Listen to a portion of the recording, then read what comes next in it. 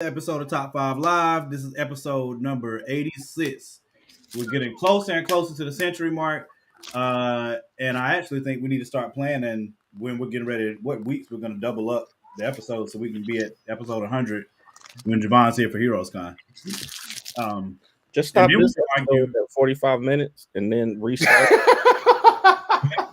That is actually not a bad idea, but then I'd have to schedule two shows in the same night.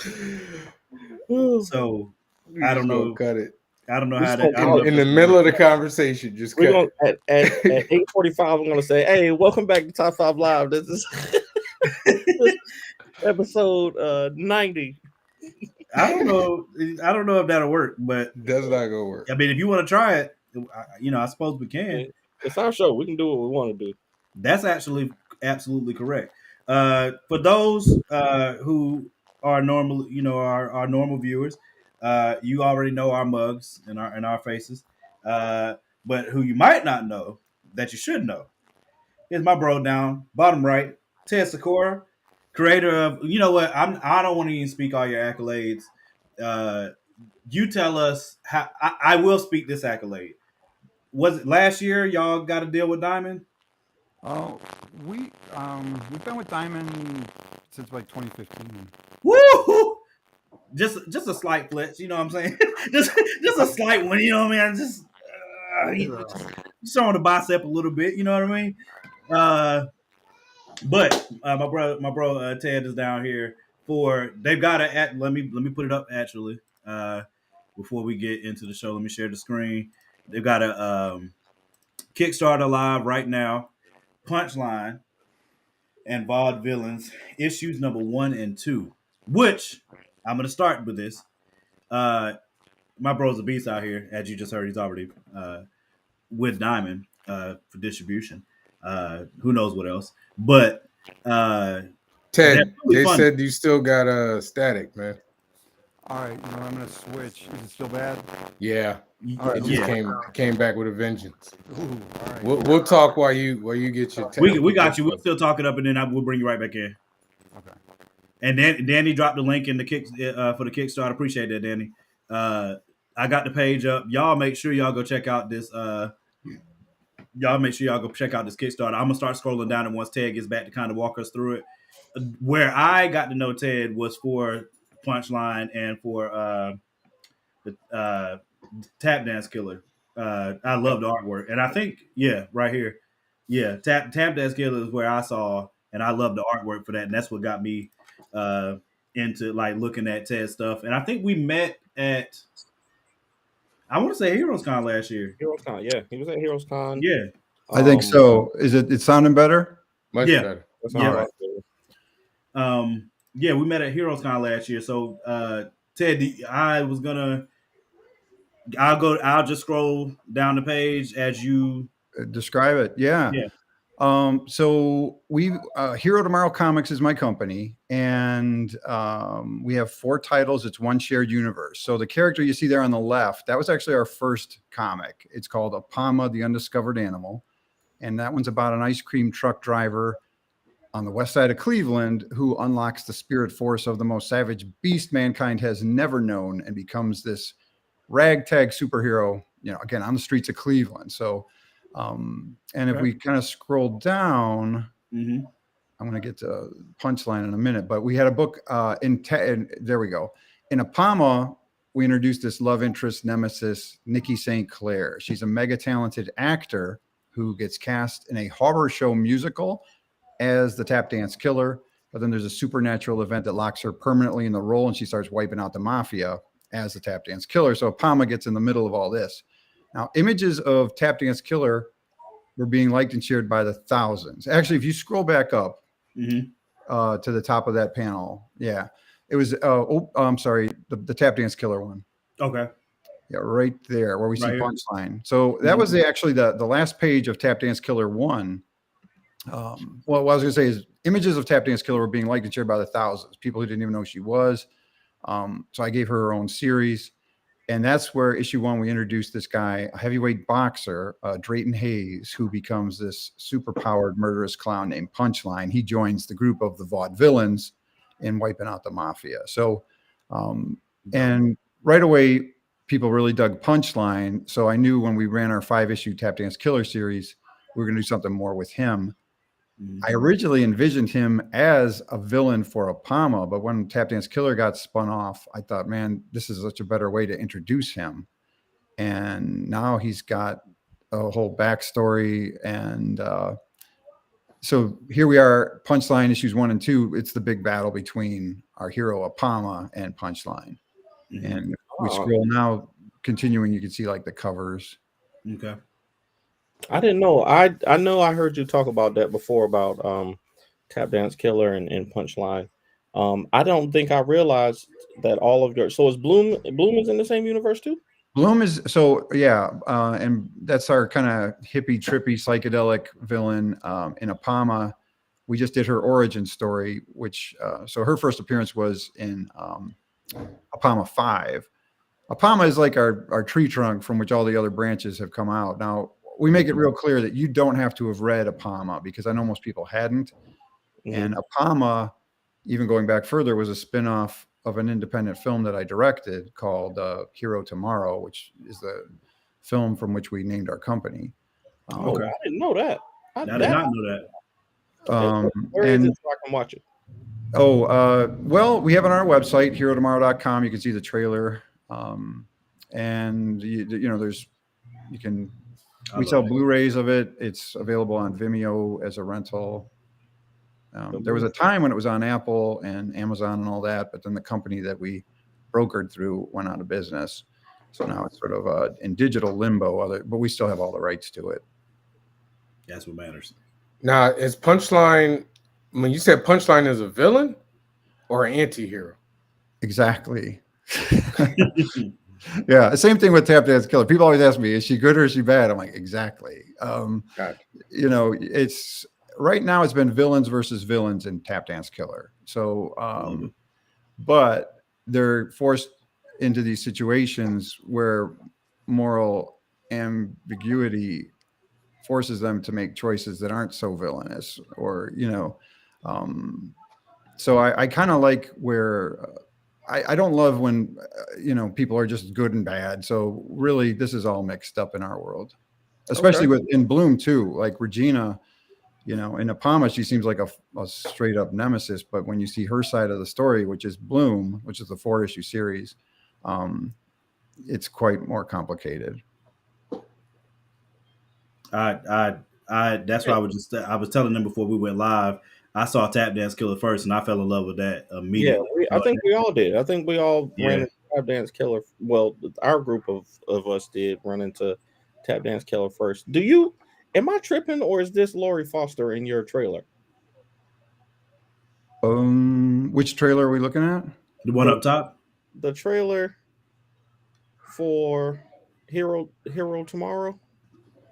This is Bloom for everybody that like Ted was just talking about Bloom. This is the other title. Oh no, she's not in the movie. No, I'm sorry. You're looking at the feature film. Yeah.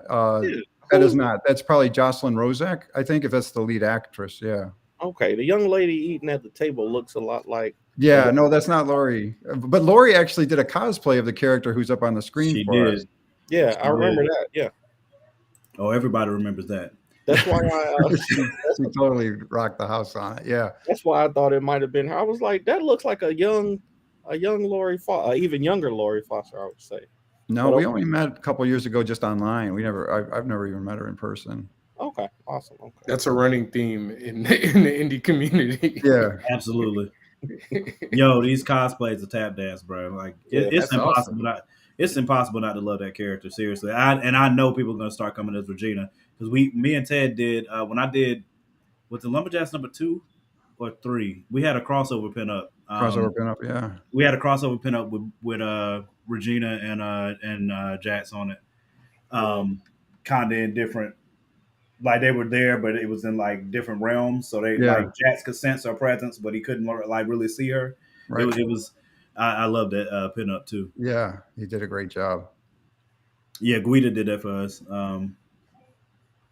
But Punchline, I just noticed the glove color difference. I think real boxers should do that. That crap might be confusing and mess somebody's head. Right. So how long have you been making comics?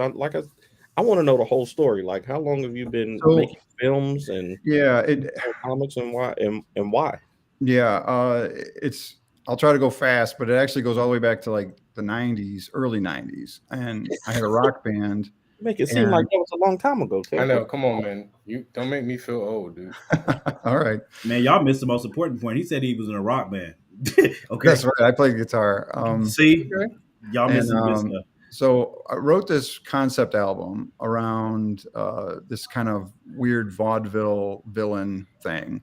And Tap Dance Killer was actually one of the songs in our band. And there was this character, Sir Terror, and Fletcher, this wax museum owner. Well, anyway, we were doing these live shows. We would kind of do like a pseudo Kiss thing with the makeup, and we looked like ghoulish vaudeville characters. And my mom saw this ad in the paper and said, "Make money this Halloween. They're looking for a horror show for a festival, a haunted festival." So I spoke to the promoter and I said, "Hey, we've got this concept album. What if I did like a 15-minute musical, rock musical, and we took, like 5 of the songs, just verse, chorus maybe, and then I write a script in between." And anyway, I write this thing and the guy liked it and we put it on. And it went over better than the band ever did. I mean, because with our band, we were giving out like programs and things, and people would just kind of look at us with their heads cocked, like, "What is this?" But the theater thing really went over. And then we decided, let's just turn the whole thing into a 2-act musical. So this was my brother, a guy named Kevin James. We kind of retooled a lot of it and wrote new songs. And that became this thing called Nothing Like Vaudeville, the musical, the horror show musical. And this was staged in 1993 in Cleveland. And so that was the first time like Tap Dance Killer was on stage, and, there's a, interesting journey too on her ethnicity, because, first it was a white guy singing that role. Then it was a white woman in the musical that we did. And then I befriended this jazz singer in town. Her name's Kai Allen. And she just sounds like Sarah Vaughan. Like, she just sounds amazing. And I was like, "Man, I would love it if you would, possibly sing this tune, because I think it fits your style."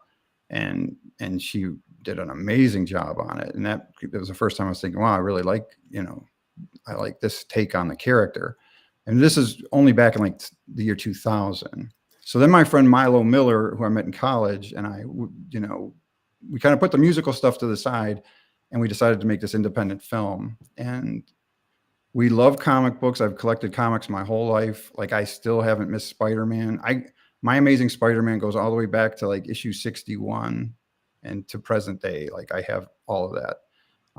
And we wanted to do a independent film that had our love of comics in it. So it's a dark comedy about a guy who has an idea for a superhero, but he can't get it published. His girlfriend is an aspiring fashion designer. She makes him a costume of his own character for Halloween. And then he starts running around in this costume trying to fight crime, but with no superpowers whatsoever. So the thing about his hero, in the movie, we had to come up with an idea that was hard to sell, for a creator, like, as if it isn't hard enough. So what's hard? He reasons that so many great superheroes are creature themed, but all the good ones have been taken, like spiders, bats, panthers, ants, whatever. He makes up an animal that's so powerful yet stealth it has never yet been discovered by mankind, and calls this the Apama. And his hero is the avatar of the Apama. So that's part of the humor of the movie, as I said, him just trying to stumble over this. But anyway, we were fortunate enough when we submitted it to Comic-Con International in San Diego. They accepted it to their film festival. So that's where it debuted. And then it played film festivals all over the world. And Tony Isabella, creator of Black Lightning, was actually the guy who saw it and said, there's really nothing like this Apama idea in comics that he keeps talking about.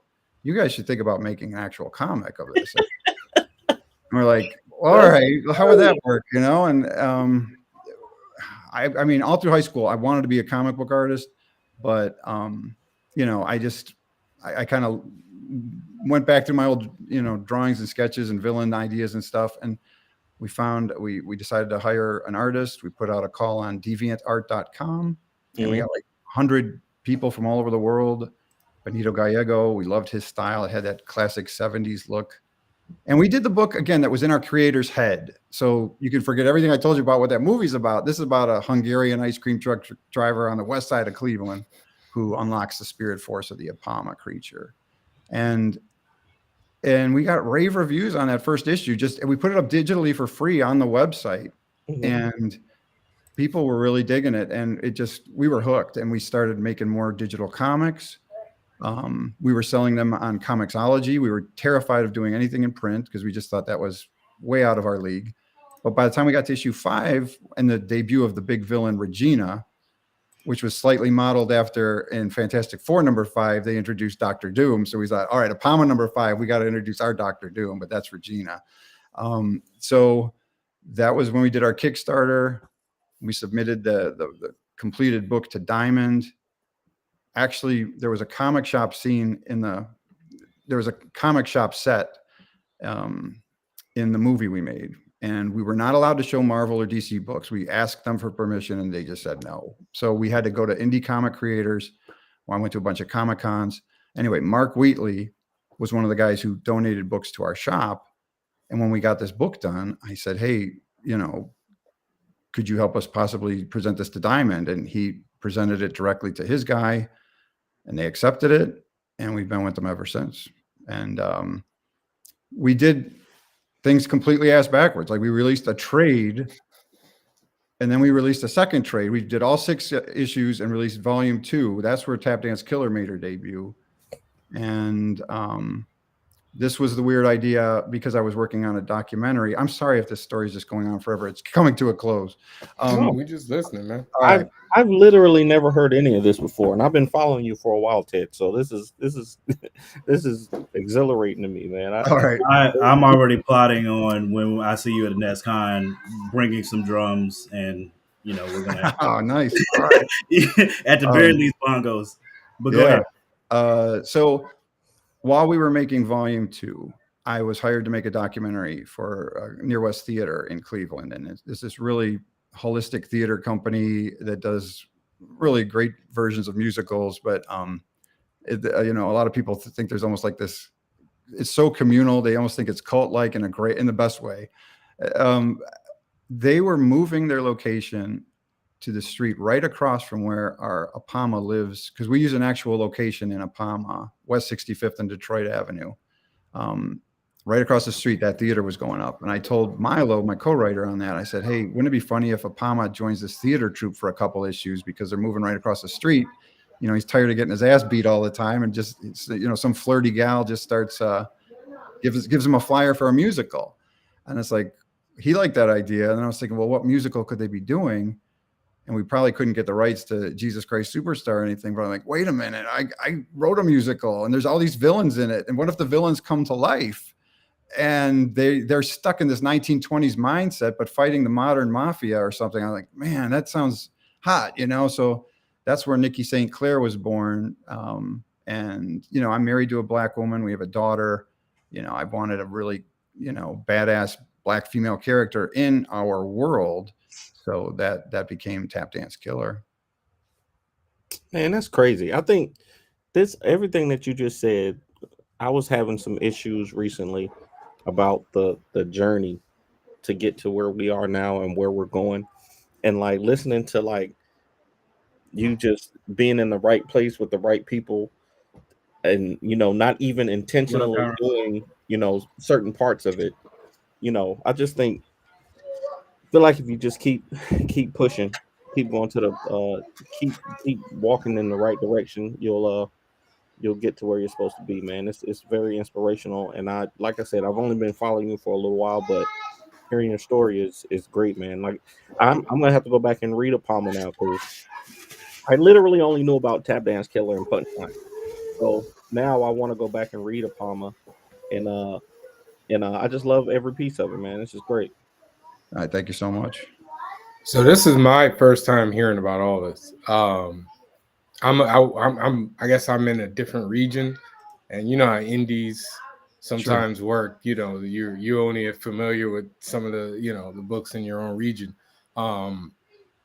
What makes you want to just do like? It sounds like you prefer doing like anti-heroes as opposed to, you know, the more traditional ones. Like, what draws you towards them as opposed to the other way?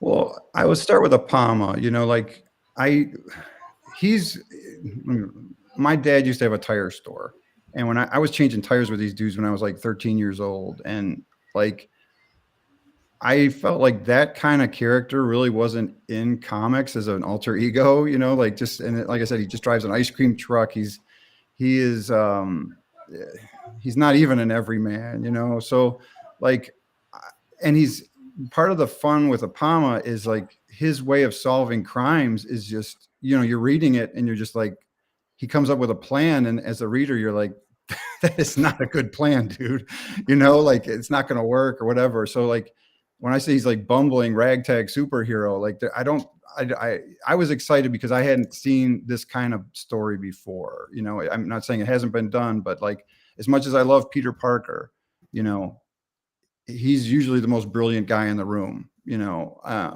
and that is not true of our Ilya, you know. And so then when it came to like Nikki, I really wanted her to be very grounded too. You know, you know, the gal down the street, she's a, you know, theater actor. I know this person, and I want people to see themselves really in the alter egos. And then when we get to who they are when they're fighting, I just think the world's so complicated. You know, if somebody's wiping out the mob, you know, there's a good side to that, but if they're killing them, there's a bad side of that.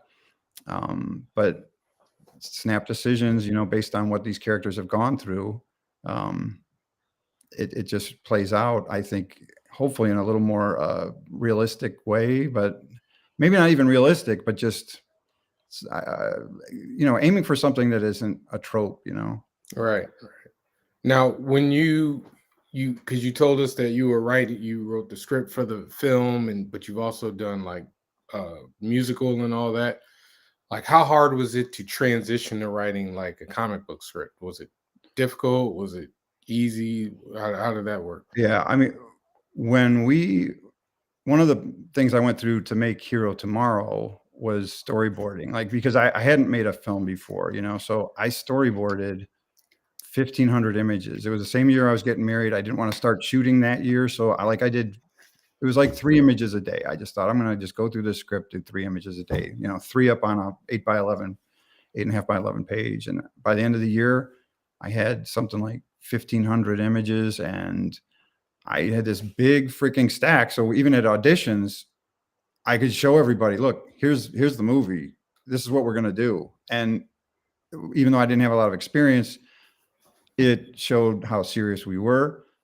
That process of breaking down scenes, drawing them, you know, realizing that these 12 shots are going to cover this scene, learning cinematography rules, you know, breaking them when necessary, but like, you know, understanding the action line, you know. And for anyone who's not familiar with the action line, if I'm talking to somebody here, we only shoot that scene from one side. There's a line between the two of us, and we only shoot it from one side. We can come all the way back here. We can come all the way up here, but we don't cross that line. If we cross that line, then my characters switch places, and that's very jarring. In a film, that's really jarring. In comics, I think you can get away with it, but I think you can be very like.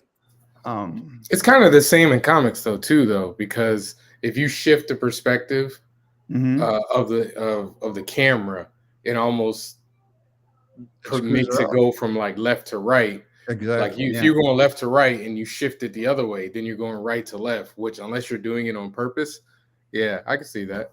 So, I mean, to get to the root of your question, I mean, I think the film fed right into making a comic, because we were able to just kind of break down panels.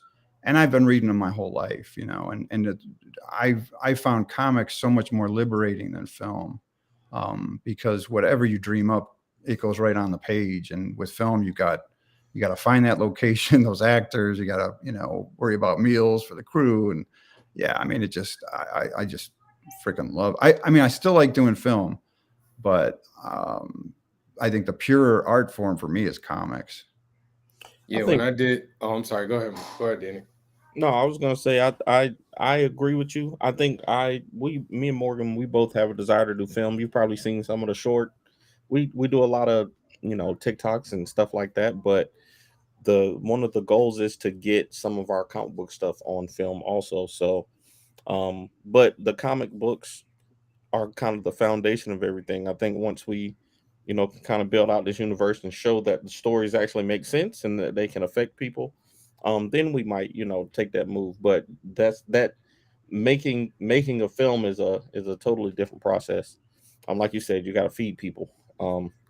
And Yeah. I can send Javon some money to do some work, and he can feed himself. I don't have to worry about him being at the studio for 12 hours and me having to order food for him and make sure his allergies are in alignment with what I want to feed him today. Where are we going with this? But yeah, I was going to say I have there's an understanding between you because I went to school for animation. Okay. So, but I knew how to write a comic script before, but I had to do the same thing, like storyboard for the animation and everything. So like for me, like that whole camera angle thing, I'd heard of that. So I understand how like it's actually kind of easier to jump. Once you understand how to do storyboards, you can do comics like nothing because it's basically, like you said, it's storyboards, but you're just pulling like maybe like 5 from storyboards out from between each key frame basically. Yeah, more or less. Well, yeah, I think you obviously more.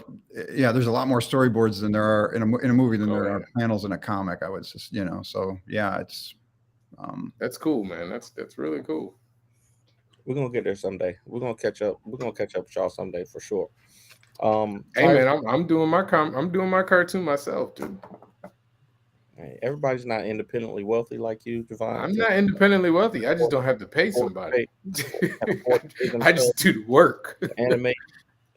You can do the work. We'll get there sometimes. So speaking on comic books and movies, did y'all see the trailer for the Marvels?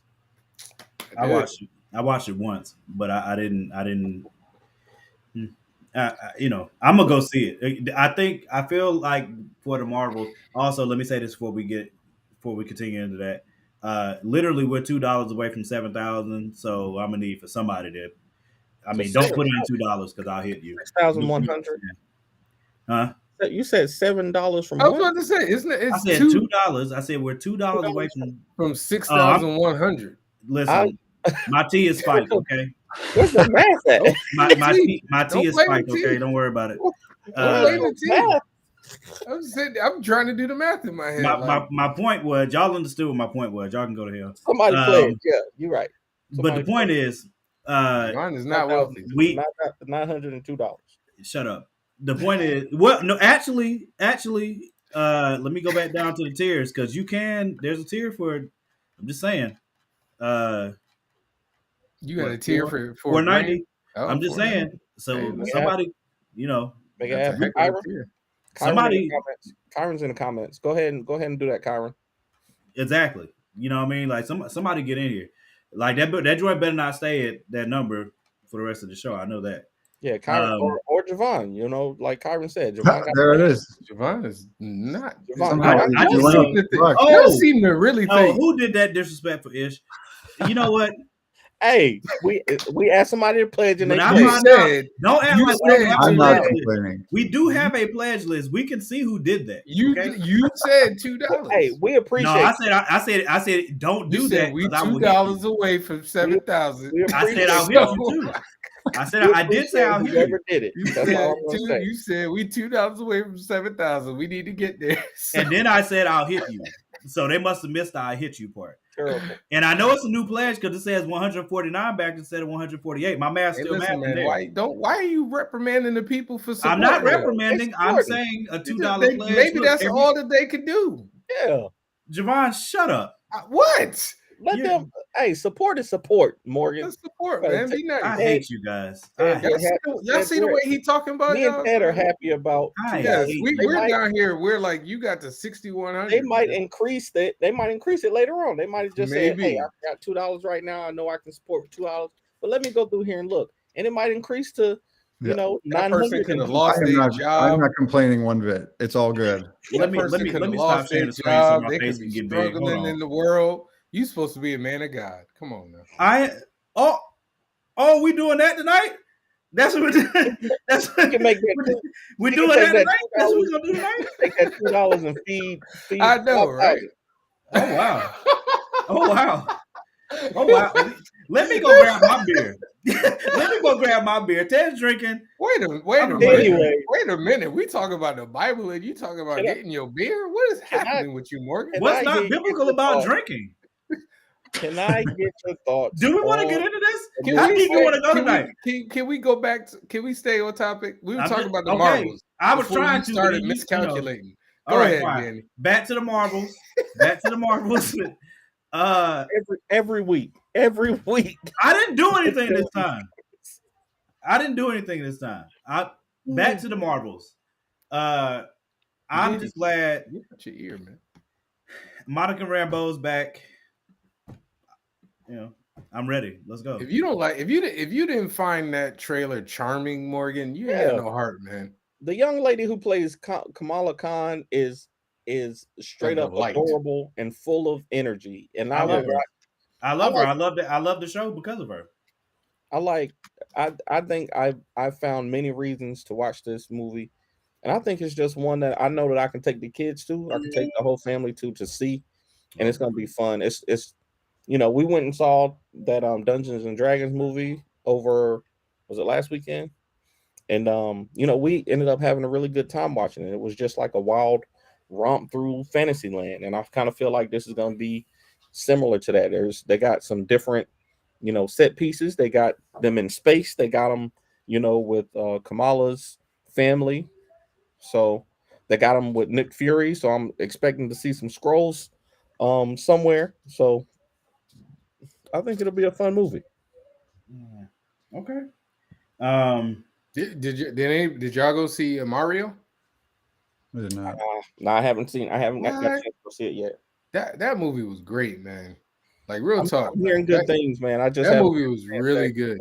go see it. I want to. The kids all want to go see it. I want to go see it. If you ever played the game when you were a kid or now, like you're gonna see something that it's a wave of nostalgia. I will say I got goosebumps at one point. I'm not gonna say what it is. I got legit goosebumps. We went to see Mario over the weekend in 4D. All right, just out here. We need that just kind of. First of all, shout out to Justin Thornton. Happy birthday, brother. I ain't gonna tell people how it's his birthday today. Birthday today. Man, happy birthday for birthday and people. Big homie. And hey, happy birthday to the North Carolinian, man. It's good to hear, man. Everybody disrespectful today. Okay. But ain't nothing disrespectful about being North Carolinian. Hey, It we depends on All what's right. going on. Hi. hey, What's up, handsome? what's up, little bro? How you doing? All right, get out of here. Kyron, that is actually Yeah, an observant. That is an observant statement, sir. It just so happens to be wrong, but it's an observant don't know. statement by you. You don't know how much racism is going to be in it. It could have a plethora. Exactly. It could have oodles of racism in it. We haven't seen it, so We know. There you we go, saw, Kyron.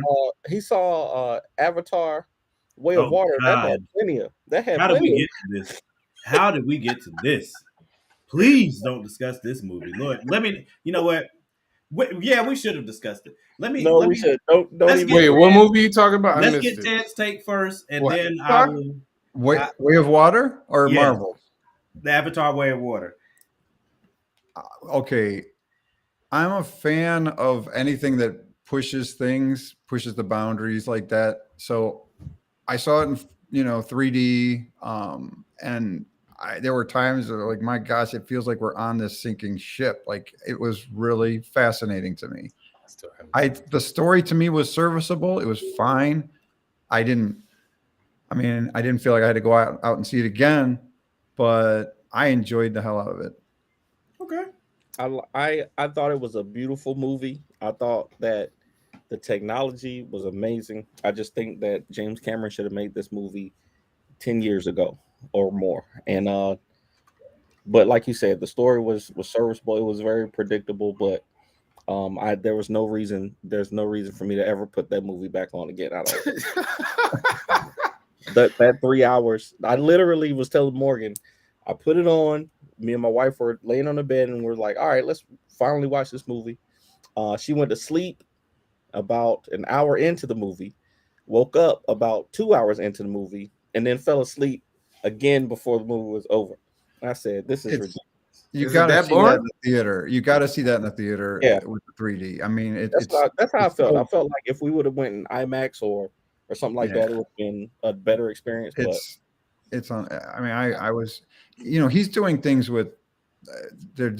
Some of the new things that they put into it now are like when there's a fast pan, they switch to a faster frame rate Mhm. so that it doesn't judder like it did in the first one, and like they're just pushing the technology, and so I could sit there and just watch underwater fish in this kind of high resolution and be fascinated by it, so give me any kind of story on top of that. I was in it as a techie, like that. For me, it was great. I agree with you on that. Like I said, if I would have went to the theater and saw it, I would have been like, yo, this is a beautiful, beautiful film. What they were able to do with the technology to capture the film, I know that it would have been better like in 3D or IMAX or something like that, but the story was just not enough to be like, okay, 3 hours of 3 hours of I Baby haven't seen Tarzan and I haven't seen this movie yet, and nobody has told me one story point that was cool. Like, oh man, you remember this part? there was some cool stuff that happened. That's a story point, not the technology. The Like a story. the son and the whale. The whale. I was thinking the same thing. I thought that was a pretty that was nice. the best. Okay, all right. That was the I haven't best seen part, it yet. I probably won't get to it. I don't even think it's in the movie theater anymore. The It'll son be. and the whale. I don't know if it was a turtle whale or whatever it was called, but that was the best. Yeah, story my part of the my movie. mind went right to the same thing when he was talking about a story point that was kind of like that. Okay. Was I'll keep an eye out for it. I haven't seen it. I haven't been able to go to get to the movie theater to see it. I got to Mario because my son wanted to see it. Mario, and my daughter loved Mario. She saw it and she said, "You won't believe how good this movie Telling is. you, man, Better than it has a right to be." I was one. I got goosebumps. I was like, oh man, I'm into it. I felt like that with Dungeons and Dragons. I was like, this Dungeons and Dragons movie was way better than it needed to be. Like they did a solid job. I mean, my wife wants to see that. Yeah, like I don't know anything about D&D. I've never played, but just the characters and the story. I mean, it was one of those more predictable things too. It was a bad guy who's manipulating. I mean, it was fun to watch all the way through. Like the things that they had to do on the journey to get there were cool, and I just liked it. Now my wife wants to see. Was it Renfield? Renfield. The Nicolas Cage movie. She wants to see that. The Dracula one. Yeah, yes. We know you ain't watching it. Have at it. Dracula is not the devil. What are you talking about? Isn't he though? Anyway, so Avatar. No, it's not enough for me to do that. Avatar: Way of Water. So me and Tyler, we didn't get into it because like it came just short of getting into it, but he's apparently a huge James Cameron fan, or he loved the first Avatar. I'm with Ted. The only reason and the only draw I had to see this movie at all was the visuals. The visuals, like, fantastic. There's no way in 4D it wasn't insane. That was the only thing that made me want to go see it. I agree with Danny as well that it just. I think another reason I didn't have interest is because it what how many years passed? 15, something like that. It was a lot of years. It was a lot of time in between the two, and then also the trailer to me didn't give me anything story wise. Like, oh man, I got to go see this, especially because it had been so long since the last one came out. So I didn't feel like I had any reason to go see it outside of the visuals. And to be honest with you, I don't think James was even aiming to give you that. I think the marketing was, hey, we had a huge film last time. Don't miss this huge film. That's how I felt every time I saw a trailer or saw somebody promoting it. When I watched it, it's cool. I don't know if I could give it. If I was giving it a rating 1 to 10, I mean, yeah, 7 maybe. Also, the whole setup for this movie made me angry. So, like the first 30 minutes of the movie, I was like, so nothing that happened in the last movie. I was like, so they just. I'm not gonna spoil it for people. I was like, so why did they do any of that? If they were just that's a good point. I hadn't thought of that. If they were just gonna bring it back, if they were just gonna save it to the hard drive, why did they? What was the point? That was one thing. Spider. What's her Spider? name? I was like, I mean, I guess. What's that? Is it Zoe Saldana? Yes. Yeah, she was great. The main two were great, and but that was it. I didn't get Tarzan, young Tarzan running around. I was like, I don't understand. I thought that was right on the chin. Like I don't understand why any of this is happening, but cool. Right on the chin to me. Also, I was like, dang. So they effed up all the forests, and they just gonna go over there and f up all these Pacific Islanders, bro. Just like, hey man, what's good? We over here minding our business. Hey, bro, can y'all hide us for a while? Sure, why not? Okay, we messed up the forest. Now let's mess up the sea. F your stuff up too. What's good? You know what I'm saying? I'm like, see. And then next movie, let's go mess up. Teaching anything good? I don't think this is a good lesson at all.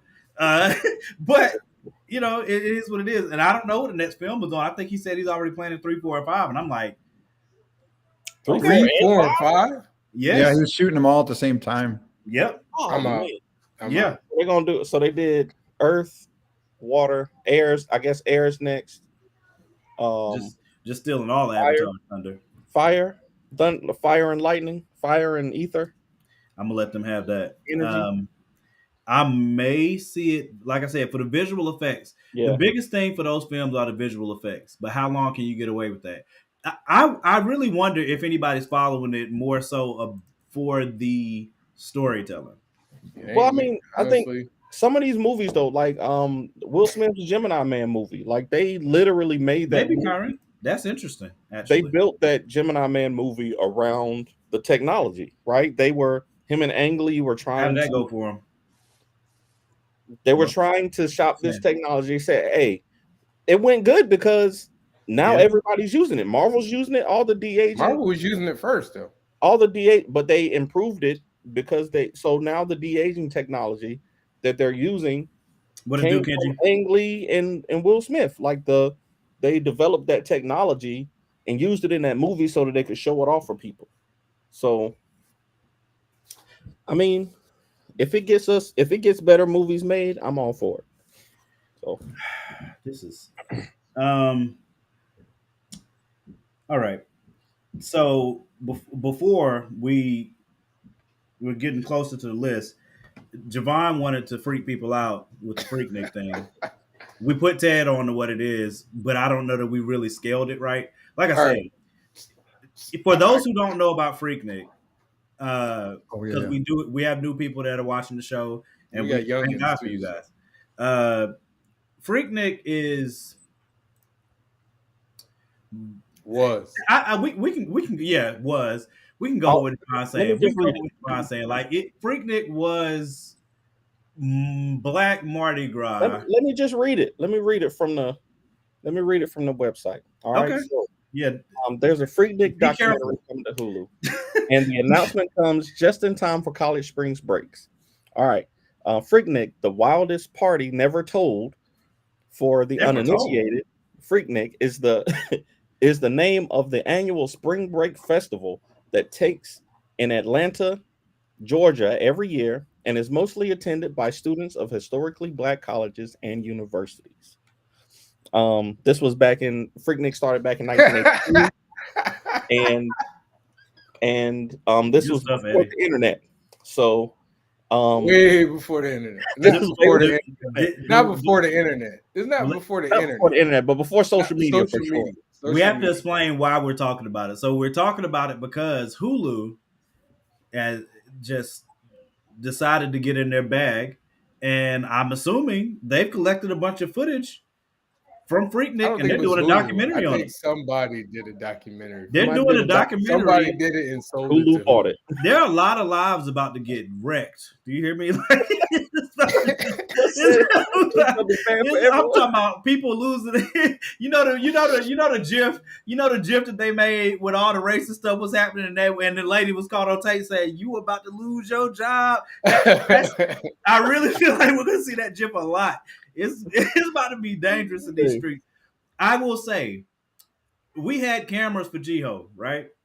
Jiho, Ted, if you don't know, is Greatest Homecoming on Earth. It's short for Greatest Homecoming on Earth, which refers to North Carolina A&T's homecoming. I'm glad that everything that I did during Jiho is not recorded. There are some things that are, and I am praying that me and Danny are on the red carpet. Going through their I'm praying that me and Danny are on the red carpet. Like, hey, what's this, Morgan? I'd be like, hey, Morgan, have you seen this video? I'm telling you. No, y'all don't understand. Do you know who my best friends are? Stan for those, y'all don't know my best friend. You might. Stan, literally, I lied to you not. Stan and Derek might be. No, Stan. I've ever met. I legitimately, I think it was live streamed. When I got ordained as a deacon, right? They knew I was going to be ordained as a deacon, right? Stan decides that this is the weekend to tell everyone. He put it on my page, on my Facebook wall. I was like, yo, Morg, you remember that time I came to A&T and we went over to Barbie and those chicks let us in and blah, blah, blah. And they was calling out your name and they knew you by your hat and blah. Like he went through his whole story. Not Deacon Morgan. Listen, what he did was just to show how far you've come on your day. All right. Nice try, Javon. No. He was just showing the before and after. He said, look at what God can do. Look at what God can do. God can make this. If God could take this heathen wow, and turn him into an ordained deacon. That's what God. That's one of the biggest miracles ever. The resurrection? Nah. That's a miracle right there, buddy. Dude, let me tell you, there's a clip somebody posted on Twitter of this dude. He looked like he wasn't. There's no way that dude was in college. Number one, but he had the full like fraternity letters on and everything. He's talking to some girl and he's like, "Y'all women need to dress more modestly. You know, if you gonna be wearing all that other stuff, don't come crying to me if you get raped." And I'm sitting here going, "Oh, his life is over. Yeah, it's over." Well, I mean, there's gonna be some in the community like, yeah, like there's definitely gonna be some people that's like, yeah, you shouldn't have been. You know what I'm saying? Dave Chappelle told a joke about that forever ago. You know what I mean? And it was a good joke. But yeah, there's gonna be a lot of dudes. Just is right though. That's why I put that up there. That's definitely happening. Like I said, I saw a picture. It's definitely gonna be worse for the men. At least this documentary is the reason I stay in my house. Me and my wife, I go everywhere. I go everywhere with my wife. Hey, if I'm at a comic book convention, most likely Tiana right down the road. Either she there or she right down the road. I don't. I'm not. So I'll tell this story. I told it to the guys. I went to Freaknik one time. I was a junior in high school, and we were on a college tour, and we stopped. It just happened to be here at Freaknik at Morehouse. It was Morehouse, Spelman, and Clark. And I was so excited. I was like, bet I'm gonna try and sneak away and go somewhere and do something. I'm a stupid kid, bruh. Some dude flashed us, and we were like, we're good. I don't need to see anymore. Like, we're good. We're good. I'm just gonna go back to the tour. I'm going back to the tour bus. I'll see y'all later. Look, it's serious because I remember Freaknik was over by the time when I was growing up, I heard about it, but it was over by the time I got there. I did go to Black Bike Week. For me too. I did go to Black Bike Week, which is in Myrtle Beach, Lower Myrtle Beach, for those that didn't know. And I saw enough madness there to make me imagine how bad Freaknik had to be. I was at Black Bike Week, and I'll lie to you not, a chick, they were driving a van. I'm talking about like an 80s van, like the box joints that people get kidnapped in. Mm-mm. These dudes were riding in the back. They pulled up to the gas station. They were getting gas. This chick, they have the sliding door open. Chick is in there, what's the way to say this? Facilitating. And the door is wide open. There's more than one camera on her. Everybody's watching. Like you gotta remember, at the strip where it is, it literally takes. You can get there to Bike Week, and it will still take you 5 or 6 hours to move a mile down the road. I'm so glad literally, I was born. I'm so literally every car is watching this one thing happening. I mean, it's going down. Okay, that tape exists somewhere, and Freaknik is that on steroids. I miss Freaknik because I graduated in '99. By the time I got to Georgia, because I went to Savannah College of Art and Design, Freaknik was pretty much done. But we had we had Orange Crush, which was I think it's in Tybee. I was just talking to my wife about that. Orange Crush, and then Players Ball in Statesboro, and it was like a taste. And I was just I didn't do nothing crazy, but I am glad that nobody had camera phones back then, because that's what I'm saying. I got footage out here. Social media was a thing then, bro. Let me tell you, man. Hey, I'm just hoping I don't see none of my aunts and uncles. It's entirely possible. We right here in NC, you know. I know my mom. So I would not be surprised in the least if my mom is up there doing something. And I'm like, I know my mama. You know what I'm saying? I accepted this. My mom was in her 40s, but I'm good. I'm all right. So? Nothing would surprise me. My dad could be on Freaknik right now, and I'd be like, "Dang, Daddy, God, dang." You know what I'm saying? But I can't. I mean, it is. What it is. I tell you, I wanted to be a part of it so bad because I was in love with Atlanta. I'm still in love with Atlanta. That's my second home. Everybody loves it. I dreamt about it. I used to be like, I'm gonna be there. Right. Never happened. We'll wait till the documentary comes out. What's the release date on that? I don't know. Hold on. Let me see. You absolutely, Sean. You are absolutely right. There were cameras. Like I said, the entire strip. We all watched this chick perform. The entire strip. I'm talking about. Oh, it's not coming out until next year. Oh, good. Man, they got time. you know how many legal injunctions about to be set? I'm telling you. Hey, look, that joint might not ever come out. If it comes out, everybody gonna be pixelated. I will be filing a class action lawsuit. Mid-April 2024, which will be the 40th anniversary of the famed 1994. Everybody gonna be pixelated. It's gonna be one black bar. You better not have my voice on that screen. I promise to God, I'll wake Johnny Cochran up. We're not doing this. Y'all not gonna do this. 94 was a well-documented year thanks to photographer Sheila Turner, because Hulu description specifically called out the 40th anniversary of Freaknik. So that most of the footage is going to be coming from the 1994 year. Everybody looking at her like, you snitch. I'm telling you, snitch. I'd hate her. If it was me, I'd money off that footage, bro. Can I tell you I'd be on the phone with my lawyer right now? 100%. If I don't have a lawyer, I'm gonna have to put it on retainer, bro. Something got to happen. You can't do me. I want you to comb through that footage, and if you see me, you see pixelation. That's what you need to see. Facts. And if that's not the case, I mean, you just gotta pray. I'll make sure I put this up here before we get to the list, because this number better move. There's a lot of husbands having really rough conversations with their wife. Can you imagine? Can you imagine? Like, you guys say, look, baby, baby, listen. You remember when I told you that I went to Freak Dick, right?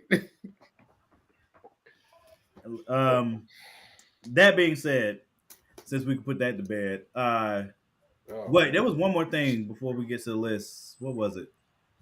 Oh, I was going to ask. I wanted. So Danny made a point. Danny, you made a point today based off something that y'all talked about on Sunday about that you felt like indie comics should become bigger than anime. Manga. Than manga. Same difference. No, it's not. It's the same thing. Yeah, it's the same thing. Where did you get that idea from? So I was talking about how, so for new readers, there's a new generation of people getting into, manga and anime. I have 4 children. I got three daughters and a son, and they all love anime and manga, right? I take them to I've been taking them to the comic book store with me because instead of going to Barnes and Noble to get their manga, now that Acme Comics, sells manga, I'm like, I'll just take you to the comic book store with me where I buy my stuff and you can buy your stuff there. And I realized once we got there that because there's more diversity in comic books, like they're actually looking at comic books now, right? So they're not into, they like Spider-Man, they like Miles Morales, they like, Justice League when I put it on, like they'll watch that stuff, but they don't want to read the comics. They don't want to read those comic books because they either already know those stories or they don't know where to get started, right? But with these like indie stories, like the stuff from Image and Boom, Kendra bought her first comic book. Like she's 17 now. She bought her first comic book, and it was an indie book just based off the cover. She was like, "Oh, this looks like a nice little horror story," and this is the first issue. So she felt comfortable, like, okay, I want to try this one out. She bought it with her own money, and she read it and she liked it. So my thing is, I think that indie comics, if we can find a way to provide some to provide, just saw that comment that Justin made. If we could find a way to get some consistency with these titles, I think that there's no reason that indie comics can't be what manga is today. Like if we got the consistency, like Ted is a great example. Like they put out multiple comic books a year. They're putting out trades, they're putting out collected editions and they got bundles for sale on the site. If we could get some legit distribution for these titles, there's no reason that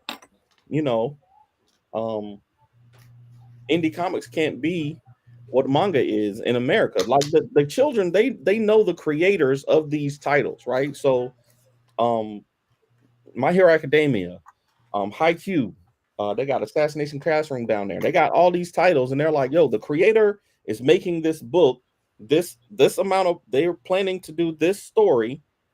They own it. I know I can follow them online. I can follow where to get the stories. That's exactly what indie comics is. So I don't see why, I don't see why we can't build, the infrastructure around that.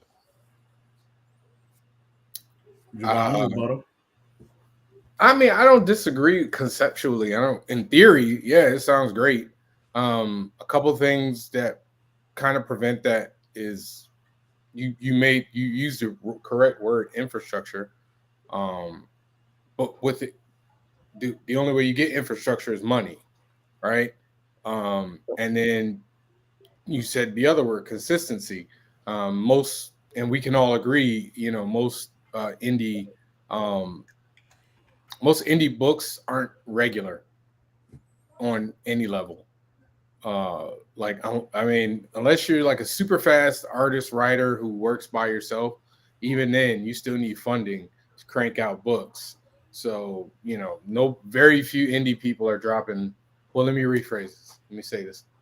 Very few non-Marvel Boom, people are dropping books on a monthly basis. So there's always going to be like a gap. And we can all agree Jesus. We can all agree that we struggle to retain readership during those gap periods.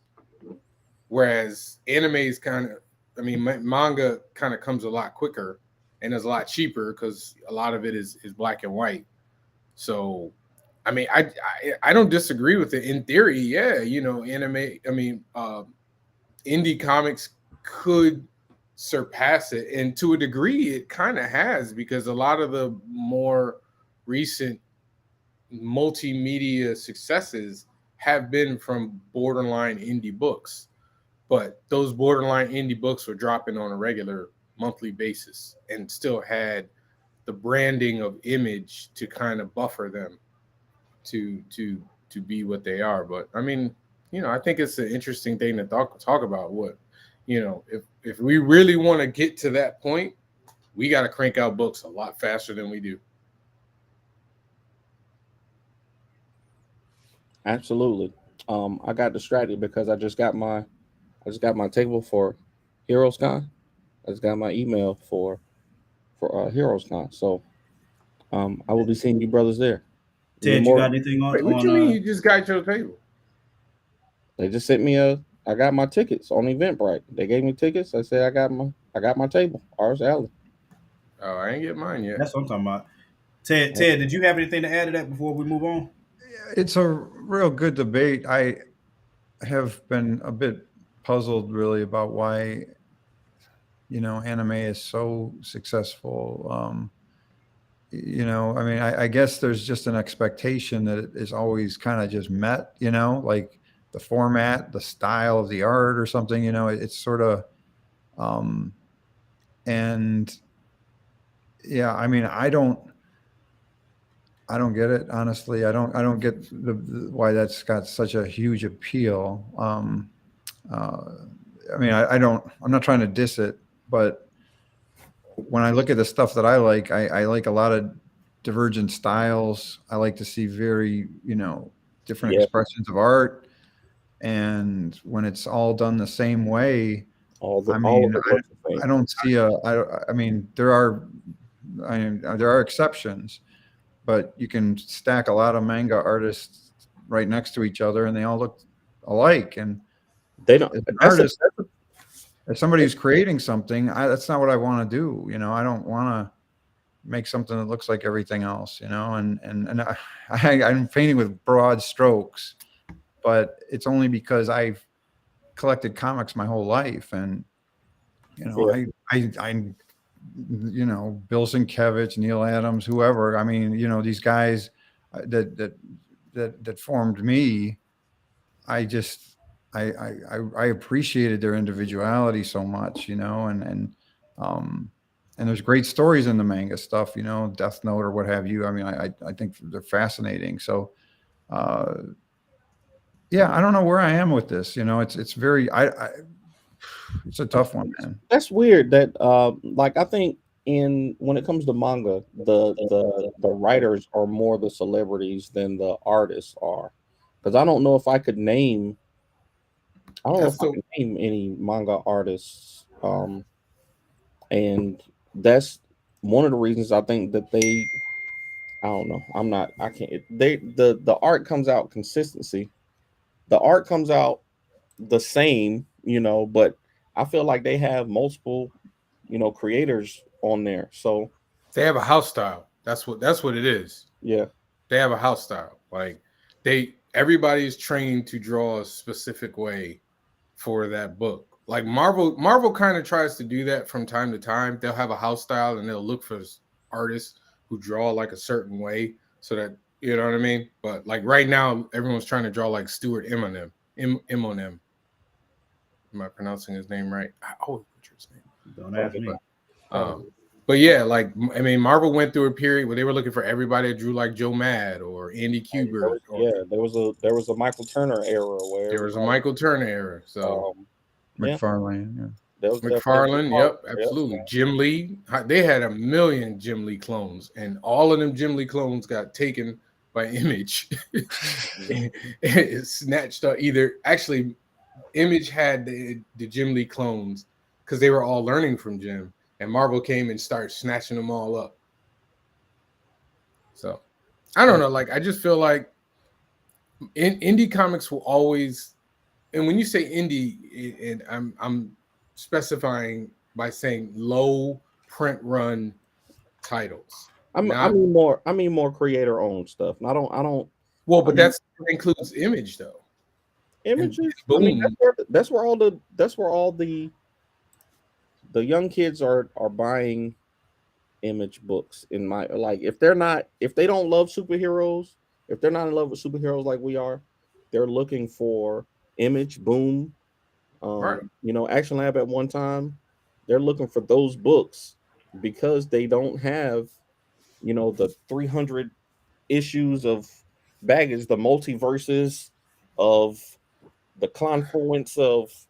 I still think that's a whack excuse, but whatever. It's not an excuse. It's that It is an excuse. Yo, It's a whack excuse, these man. 12, Or these it's a 15 whack reason. These 17-year-olds are not going back to read 100 issues of Spider-Man to understand why Green Goblin is Peter Parker right now. Like they don't. I mean, like they don't. But they don't have to. We already went on. Yeah, It's not because I go to the reason why I push back on that is because I go to the bookstores and the comic book stores and Barnes and Nobles and like what is it, My Hero Academia? How many books is there from My Hero Academia?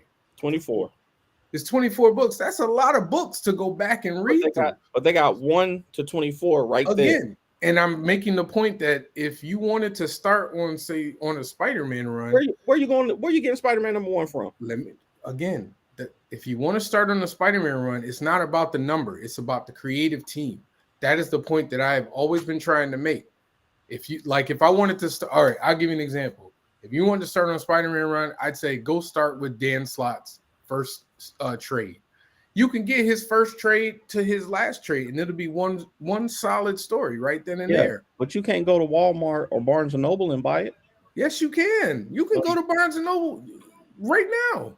No, I can see we're gonna have this same argument for an eternity. I don't know that it can be solved, to be honest with you, because I think it's gonna be an ongoing thing. I can see why. I'll say that as I get ready to get into the list. I can see the appeal of mangas. Anime, I think, and I've said this before, I think it's generational. It's absolutely generational. I think it's generational. I think the biggest component is generational because, again, when I look at my daughter and she loves video games, but I look at how my daughter consumes them and looks to consume them, she doesn't want to play them. She wants to watch somebody else play them. Do I think that's weird? Yes. You know what I'm saying? But I'm from a different generation altogether. So, you know what I mean? Like my mom and same thing with the comic books. They don't want to read the comic books. They want to watch the movies.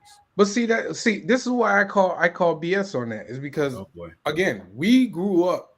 I'm gonna speak for me. It's not BS if that's what they're doing. Let me finish. That's just what they're doing. I'm not saying that that's not what they're doing. I'm just saying it's BS. That's my opinion. BS, though. It's just a difference. But that's my opinion. It's my opinion. I didn't say it's a fact. Okay. I'm saying it because I grew up in a time where if you literally go into you could go into a 7-Eleven or whatever on a rack and pick up a random book. It's not number one, but you pick it up. I liked it. I like what I saw. You just read it. If I want to keep reading, and I keep reading it. Making the same point, Javon. You can't go man screaming the cloud. You can't go to 7-Eleven to buy comic books right now. You can't go into, unless you just want Bass Reed. You can't go in. You can't get anime from them either. So But you can go into Walmart and get them though. Right, and you can go into Walmart and get comic books. There's comic books in Walmart. Absolutely, I've seen comic books. You can buy the monthly comic books that come out. I've seen comic books in Walmart. Absolutely. No, you cannot. Okay. No, sir, you cannot. All right, you just tell me what I saw. Ted was about to say something. Have you ever bought a comic book from Walmart? I haven't bought a comic book from Walmart, but I've seen comic books for sale at Walmart. But you didn't buy them. Why? I go to comic book shops. Exactly. So y'all can let Ted talk? You're saying it, but you're not. You don't understand what you're but saying. I'm not the. You're not But going to a but I'm Walmart not to buy a comic again. book. I am not. But But I'm Y'all not both about to the get muted. what? Y'all both about to get muted. Go ahead, Ted. Well, no, it's. I mean, I think there's some interesting points that I hadn't thought about that were brought up. The idea that the manga, at the bookstore, you got 1 through 24 there, and it is quite simpler. I mean, one of the lines I use at conventions all the time is, what people dig about our stuff, and this is true, it reminds them of classic Marvel, but they don't have to catch up with 70 years of history. Apama 1, there are no superheroes in our world. You get the first origin story in issue 1. Issue 2 is the first villain. Like, we're building this world right in front of you. And, it's a very easy entry point. And that's something as indie creators, we should celebrate about our work. Agreed. That we're, this is something that we can give you an experience you cannot get from Marvel or DC. So, maybe we're not necessarily competing with either, manga or the biggies. I mean, we've got our own thing, and we need to, we need to push that when we're talking to people on the show floors. I agree. I agree. Justin. I mean, I agree with that. Spider-Man I agree with that Omnibus conception. is a collection of a lot of different Spider-Man books. It's a large run. It's a large run of Spider-Man books. So it's comic books that are collected into one big book. That's what it is. It's no different than like when you see a thick manga, it's just smaller. I mean, it's just bigger, I should say. I just think that like it's laziness to me. Or if you're interested in something, go to a comic book shop and say, "Hi, I like Hulk." That's not easy to do these days. How is it not? That is, again, So that is a lie. You want a 14-year-old to go to a comic book store in 2023? Yes. All right. Here's something else that's interesting about. I'm sorry, do they? Hold on, time out. So I now understand. I got 18-year-olds, so I understand where they ask to go. If they want to go a certain place, they ask to go to that place. If they don't have a car, if I'm a parent and my kid comes to me and says, "I want to go to a comic book shop," then I would take them to the comic book shop. Right. And you think they're gonna say, "Take me to the comic book shop" over take me to Walmart or Target? Where are you going with this? I'm saying he's been saying the same not thing. Accessible. They're not accessible to young people because they're not in the places where they go. Again, but neither manga. I've never seen a manga in Target either. Manga is in Target and Walmart. I've never seen a manga in Target. Oh, next time you go to the book, I'll go look. I will go look, but I've never seen it. Where the books are, that's where manga is. I'm telling you. Listen, I'm not saying, guys, I'm not saying that that's what they are saying. I'm saying that's what they can say. Go to a comic book shop. They're not doing it. They got TikTok. All right, you're right. Kids are TikTok again, but I'll give credit to what Morgan said. It's generational. I literally I'm telling you, I don't have to bribe my children, but like I started with saying, I'm going to give you $20, but you can only spend it at Acme Comics. I'm going to take you. You can only spend it here. They went in and they wanted to buy manga. They said, "Hey, I've heard of this right here before. I know what this is. I know who the creator is. That's fine. I'm going to buy that." That's fine. But that's not what the argument we're having is about. The argument about is the access. Hold on. That argument is about the accessibility and how to get into reading a comic book. Yes. How to get into reading the big two. We're not talking about it. Oh, you want to? I got something. And I just said that. That's why I said it's about the runs. Ro's been reading comics about as long as Morgan.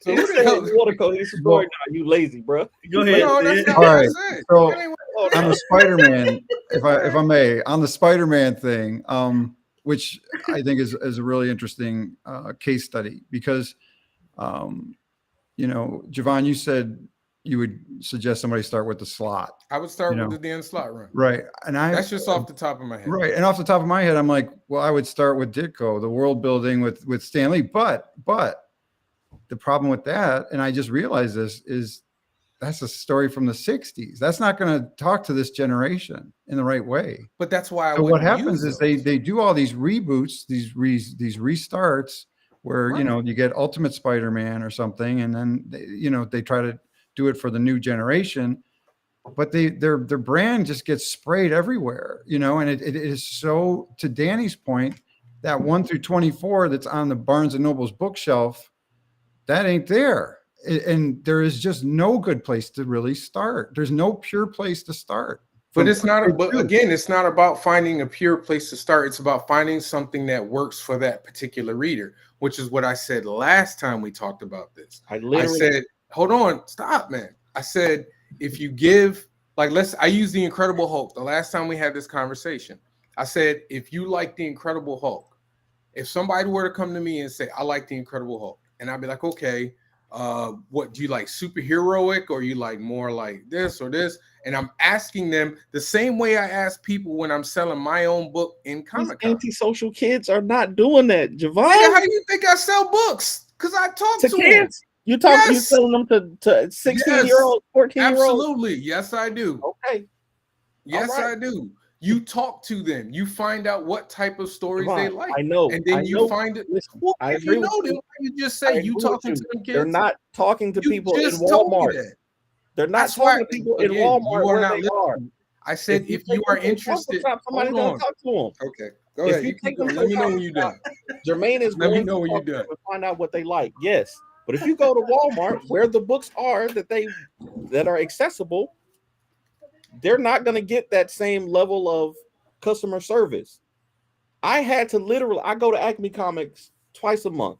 I say, Jermaine, just tell me what's out that I like. He knows me well enough to say, hey, check this. I can't get a word in, Sean. I'm trying. Check this Superman out because I know you like Jamal Campbell. You're going to love this story. It's got Parasite and Superman. He says, here, this is what you're going to like. And I buy it. And I do like it.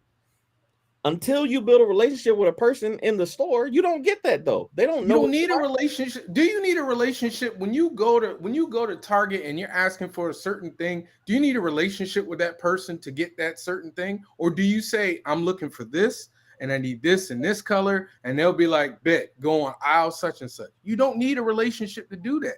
All you need to do, if the person comes in and they say, I'm looking for Hulk, and then it's on that person whose job it is to sell to say, well, what kind of stories are you looking for? And that's when they ask questions, and that's when they begin to talk, and that's when you point them in the right direction. Okay. Like if you like the Hulk and you like horror movies, boom, I get you the Immortal Hulk. Read that run from start to finish. You'll be cool. You want to try something else? I'll point you in the direction of the other one. So, but again, you're saying they're not asking to go to comic book shops. And I'm saying fine. But I'm saying if you're a kid who just went to see Into the Spider-Verse. Exactly. Yes. If you're a kid and you said, I want to go to a place that got comic books. And all right, we'll go to a comic book shop, and then that's when that conversation can happen. Outside of us who have children, even Barnes and Nobles, you can have that conversation. By the way, yes, you're right. You can go to Barnes and Noble and say, "Hey, I want something like Spider-Verse," and they're going to give you a trade or an omnibus, right? Right. If you want to read what's coming out now, you have to go to a comic book store, right? Not always. Okay. Oh, you mean like floppies?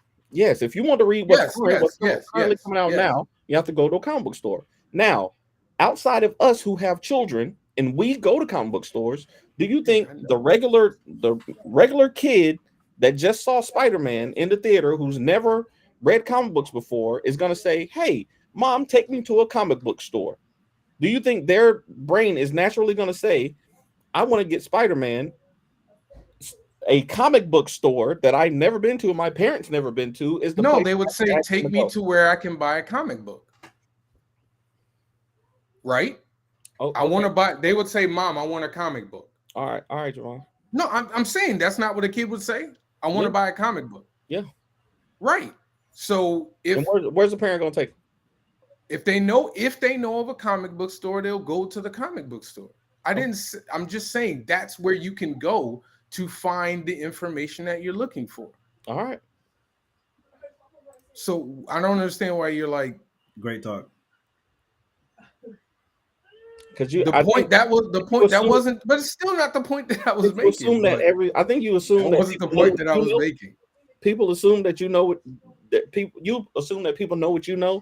And no, that's like not. But that's not even the argument that I was making, Danny. Though the accessibility is not there. If I say, "Hey, Mom," if Stephanie didn't have me as a parent, if she only had Tiana, and she said, "I want to get a comic book, Mom," she's not going to take her to Acme or to Ultimate. She's going to go to Barnes & Noble, or she's going to go to Walmart to say, "Hey, where are the comic books?" And they're going to say, "Oh, we got these trades and these, but this is Dan Slott's run. This is Incredible Hulk. This was made in 1962. This is the collection of 1985 to 1986." They're not. There's a hurdle. There are multiple hurdles. There is my point. That is what is keeping the accessibility down. There are multiple hurdles for mainstream comics for the younger generation, and they don't have those hurdles for manga because it's literally. I didn't say they did. Dragon Ball Z. I just saw a Dragon Ball Z movie. Where can I buy that? It's right there. I just saw My Hero Academia. The My Hero Academia movie just came out. Where can I buy that? There's the whole run right there. They don't have the same hurdles. Just shut up, man. What? I don't, Danny. You arguing a different thing than I am, but I'll move on. You arguing a different thing than I am. I'm not sure about that, but I do want to. No, well, you don't know because he's arguing about the accessibility is easier. That's not what I'm arguing. I'm saying that accessibility, there is accessibility there, but it does. People just lazy. That's what you said. No, I said it is a bit. There is a little bit lazy. It is. And I just explained why.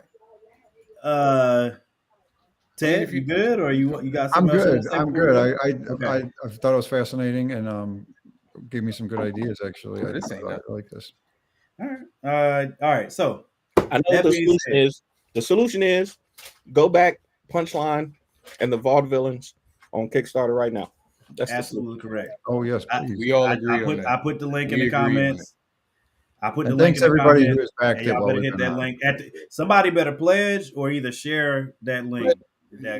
And don't let Morgan make fun of your pledge. Okay, whatever you give, we appreciate. We appreciate whatever. Right? We appreciate whatever you. If you got $1, I don't know who put the 2 in. So I don't know who put the 2 in, but I'll find out. You still making fun of him. I'll find out. So our list for this week: top 5 Black TV/movie directors. This was hard for me. I had to do mine at a long day, so I had to do mine in a condensed amount of time. And hold on, is Tiana coming to Heroes Con? What up, sis? Hey, bro. Are you coming to Heroes Con? Is that a Saturday? Yes, Friday, Saturday, and Sunday. I might come Sunday, but Friday, Saturday, that's my money making days. I get to meet Tiana. Oh snap! Me? What are you talking about? I'm coming. Heroes Con. I ain't never met you before. No. Wow. I mean, I've seen you so many times on the show. Wow. What was it, like a 25-cent pledge that somebody gave Morgan? It was a $2 pledge. It was me. Oh, word? No, way. I was about to say, I'm about to fuss at you live. Don't let him bother your offering. That was offering. I might pop up on Sunday. Yeah. All right. So top 5. Our list this week is top 5 TV/movie. No. Black TV/movie. No. What? We talked about this in the thread. Black movie directors, sir. Whatever, bro. All right, Javon. Black movie directors. Period. You asked us really ornery movie. You asked us the question. You asked us the question in the thread, and then you switch it up just now. Because I told Ted something opposite. It's fine. Danny, do I need the screenshot? This man asked a specific question like a few hours ago, and then was like, "Okay, no." Now I'm gonna say what I want to say. What does it say? Okay, never mind. It don't matter. who wants to go first, bro? It said, it says top 5 Black directors. So who wants to go first? That's what matters. I went first Oh, that's right. The Guest best goes always first. goes All right. Guest goes Well, first. I mean, the episode does say top black TV/movie directors. That's what the Thank episode you. says. You know, I mean, I'm looking at it right That now. was Morgan. However, You gonna listen. Thank you, Ted. You gonna I do listen. feel like I got a little bit of a curveball because I, you know, I didn't know top 5. You know, that can mean a lot of things. And at first, I was just thinking in terms of today, like who are my most, you know, who are my top 5 today. But then I saw the fine print said all time.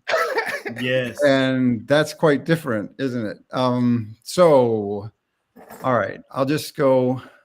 I should have given the content. So usually when we're doing a list, unless we say great, all right. So I forgot to tell you that. Here it goes. Like if we say greatest of all time, then that takes out the subjectivity. We're not as subjective on those lists if it's I'm trying to greatest. explain Like you don't have like you. No, just no. Just It's do the just list. no. Yeah. Yeah, just do All the right. list. All right. All right. Go Well, ahead, Ted. you know, so I will say this though, before I give my list, because before it was all time, I did have like Donald Glover on it. I had Regina King on it because I love what she's doing. And she's new, you know, and you know, someone else when it was TV, you know, Shonda Rhimes. I just Yeah. she's not necessarily a director, but like I took her master class and I can't recommend that enough. I was blown away by it. It's, you know, masterclass.com, Shonda Rhimes. Okay. You will love every second of it. As comic book writers, creators, the way she breaks down characters. I mean, so anyway, but not all time directing these people. Yep. I mean, like I said, I loved Atlanta. I think that's like so freaking edgy and you know, and I know he had a co-director on a lot of that. Yeah. So you got to go from 5 to 1. 5 to 1. Here we go. Yeah. All right. I'm starting with Ryan Coogler as 5. Solid. Jordan Peele is 4. Mhm. John Singleton, 3. Good pick. Oscar Micheaux is 2. Ooh, okay. And Spike Lee, I got 1. Spike Okay. Lee, number 1. All right. Very, very good list. Okay. Very good list. I already know Morgan's number 1. No, you don't. No, you don't. I'll go next though. Go ahead, man. Go ahead. So I'll explain after I give the list. All right. So number 5, Jordan Peele. Y'all knew. Don't even play. Jordan Peele, number 5. Number 4, Ryan Coogler. Number 3 for me, Antoine Fuqua. Number 2, John Singleton. Number 1, Spike Lee. I'm proud of you, man. I'm proud of you. The only reason I didn't have Oscar Micheaux on mine is because I have not seen enough of his films. I know the God that he is, especially for the culture. You know what I'm saying? Like I know the God that he is for the culture and what he's done for especially black directors. Like that's unmistakable, and that for that reason alone, he should be on the list. But based on our normal premise, if I have not seen enough of the material, I can't put him on the list. So that's the only reason he's not on the list. Hey man, I'm proud of you, man. Because I was 100% in my mind that it was going to be either Coogler or Jordan Peele for number 1 for you. I was like, this dude's going to do it. Well, I I'm mean, proud of you knew they were going to be on the list. I know. All right. Okay. All right. Go ahead, man. My list is very similar. Tyler got- Perry. Tyler Perry. Tyler Perry. Tyler Perry. I believe it. I believe it. He spit hot fire. No. No, No, my list is very similar. I got Jordan Peele at number 5. Just because he's super new. Ryan Coogler didn't make my list because they're super new. But and Ava DuVernay is at 4. Spike Lee is at 3 for me. Fuqua is at 2, and John Singleton is number 1 on my list. I wanted to get Jordan Peele. Who's next? Jordan Peele, Ava DuVernay, Spike Lee, Antoine Fuqua, John Singleton. I watch Shooter more than I watch any other film in existence. So Antoine Fuqua is going to be very high on my list. But all right. Yeah, I can't. Once I want to go back through the list once Javon does his because this one it was hard for me because there were people. It's always hard to do a top 5, but there were people that I had to leave off the list that I wanted want to get F. Gary Gray on my list. So yes, bad, there were people that I wanted to leave on there, but we'll get to that once we do it. All right, y'all ready? Hold on. Is Von about to have Alfred Hitchcock? Nick, I was about to say something. Unchristian. Right after Easter. Let me Go ahead. Let me keep it holy. Say it. Number 5, F. Gary Gray. Number 4, Fuqua. Number 3, Steve McQueen. Number 2, John Singleton. Well, I wanted to put number 1, but it's hard. You can't put nobody over Spike Lee, man. He's like iconic. So who was your number 3? A lot of Steve McQueen. Spike Lee got a lot of niche films, but he did. What? He did Michael. Did you say John Singleton's number 2? Yeah. Did you call Steve his niche films? That's Spike Lee. All right. Yeah. No. So all right. So let's kind of get into the list. So. Well, first, I want to go to Ted first because he put my show on there, so I definitely want him to kind of speak on that. Tyler Perry does not make great movies. Yeah, I researched some when I said all time. Okay, so Body and Soul, I was familiar with that film. I haven't seen a lot of his work. Mm-hmm. But I mean, really considered by many even the first independent filmmaker, period. You know, so yeah, just a absolute, Legend. Yeah, legend, or what do you call it? The cornerstone from which everything was stacked upon. So that was the biggest reason. That was the thinking here. And yeah, I didn't know the rules here, but like I said, I did not have them. There are no rules. You said all time. And I better research a little something here. No, so that's when I added when I did my research. There are no rules. No, see, they're gonna tell you there's no rules, but then as soon as I do something, then they're like, "Are you cheating, bro?" And so no, we say you cheating because you will do your list while we doing our list. Yeah, while we talking. That is literally never happened. Y'all, it's happened multiple times. I'm sorry, you happened multiple times. Easter just happened before too. I don't know what drugs y'all were doing together. Shut up, sis. I'm just saying, Tori's done that before too. So what? I know Tori's done it. Absolutely. I'm sure Tori. Wow. I'm 100% sure. Wait Tori a had. minute. No, don't black the screen out. No. Come on now. Wow. So I got y'all some. I see. I didn't. So I didn't. I feel like you should take 2 wins off from Danny and 2 wins off from Morgan. Oh, I forgot. I gotta put my win up. I only got 2. I only got 2 wins. That's all I got. No, you got 6. Can't take my 2 wins. Nah, take your 2 wins off. You lose 2 wins because you got 6 wins. Okay, I got. Morgan be making lists. I feel like I'm missing the win there. How are the wins determined? When does the win happen? Do it? Yeah, we do. We're gonna do so after we do the show. I'm gonna put it up while we're talking. I put a poll up in our group Top 5 Live on Facebook, and then everybody votes to see the votes on who had the best list for that week. Oh, who had the best list? All right. Yeah. So I wanted to put Ava DuVernay. I was trying. Yes. Me too. It was really hard because I don't change his name to Tori. Because F. Gary Gray's his resume is so like once you start going through the movies that he did, it's real hard. Even though Ava DuVernay is a beast, Tori in the best way, and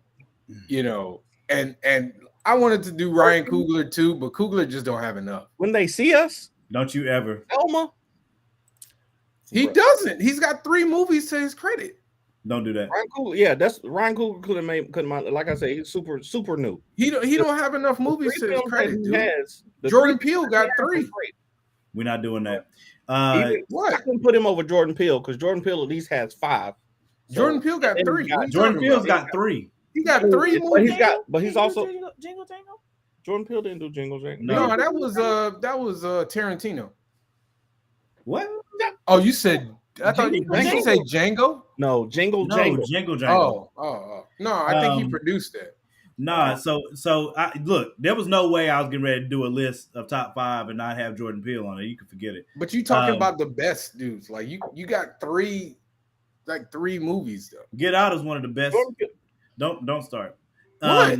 Jordan Peele deserves to be on there for sure. UGD. Three movies off 3 movies. 3 Come on, guys. colossal hits, but he's also got all of Yeah, them. but all right. I mean, I know he's gonna say Is two. Get Out not one of the best movies? Get Get Out Out is one of the best is movies definitely our one of the best generation. movies. Is Us?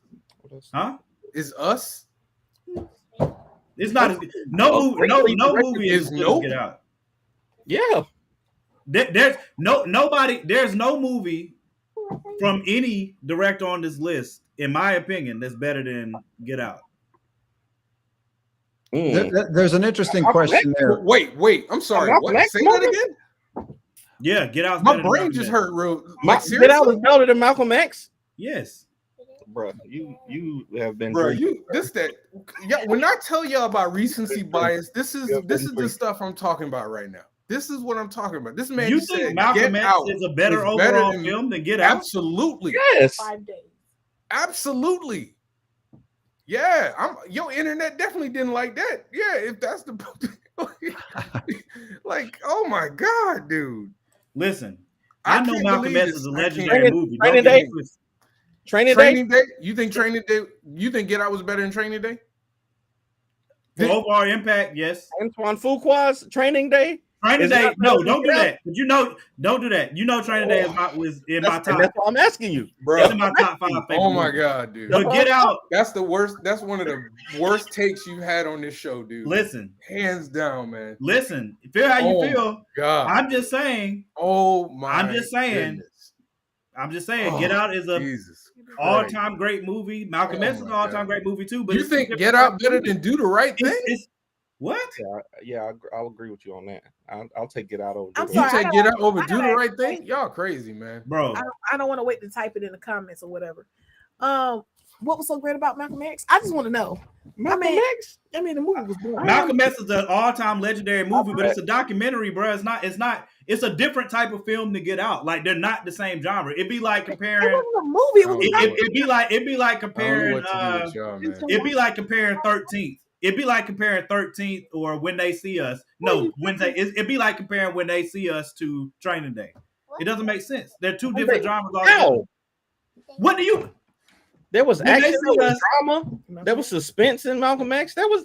I guess Malcolm X is a documentary film. Yeah, It that's is what not I- a that's- documentary. Do you know what a documentary is? Watching, You but know what I mean? Okay, it's a biopic. I'm sorry. I apologize. You know what I meant. it was boring to me. It's a biopic. I'm sorry. Go Oh, ahead, baby. Jesus Biopic, Christ. however you want to say Oh it. my God. It was not. Just, Hey, I'm with listen. you, man. Listen, I'm with you, man. We listen. El I think Topo. I think y'all are saying this stuff because you feel an allegiance to the greatness of Malcolm X, and I feel that same allegiance because it's a transformative film. But as an overall film, to say Malcolm X is a better overall film to Get Out just seems disingenuous to me. But I mean, I it's up to disagree. y'all. I You disagree do with you. you? Sorry. Okay. I you disagree. think wait, do you think Get Out was a better film than Boys in the Hood?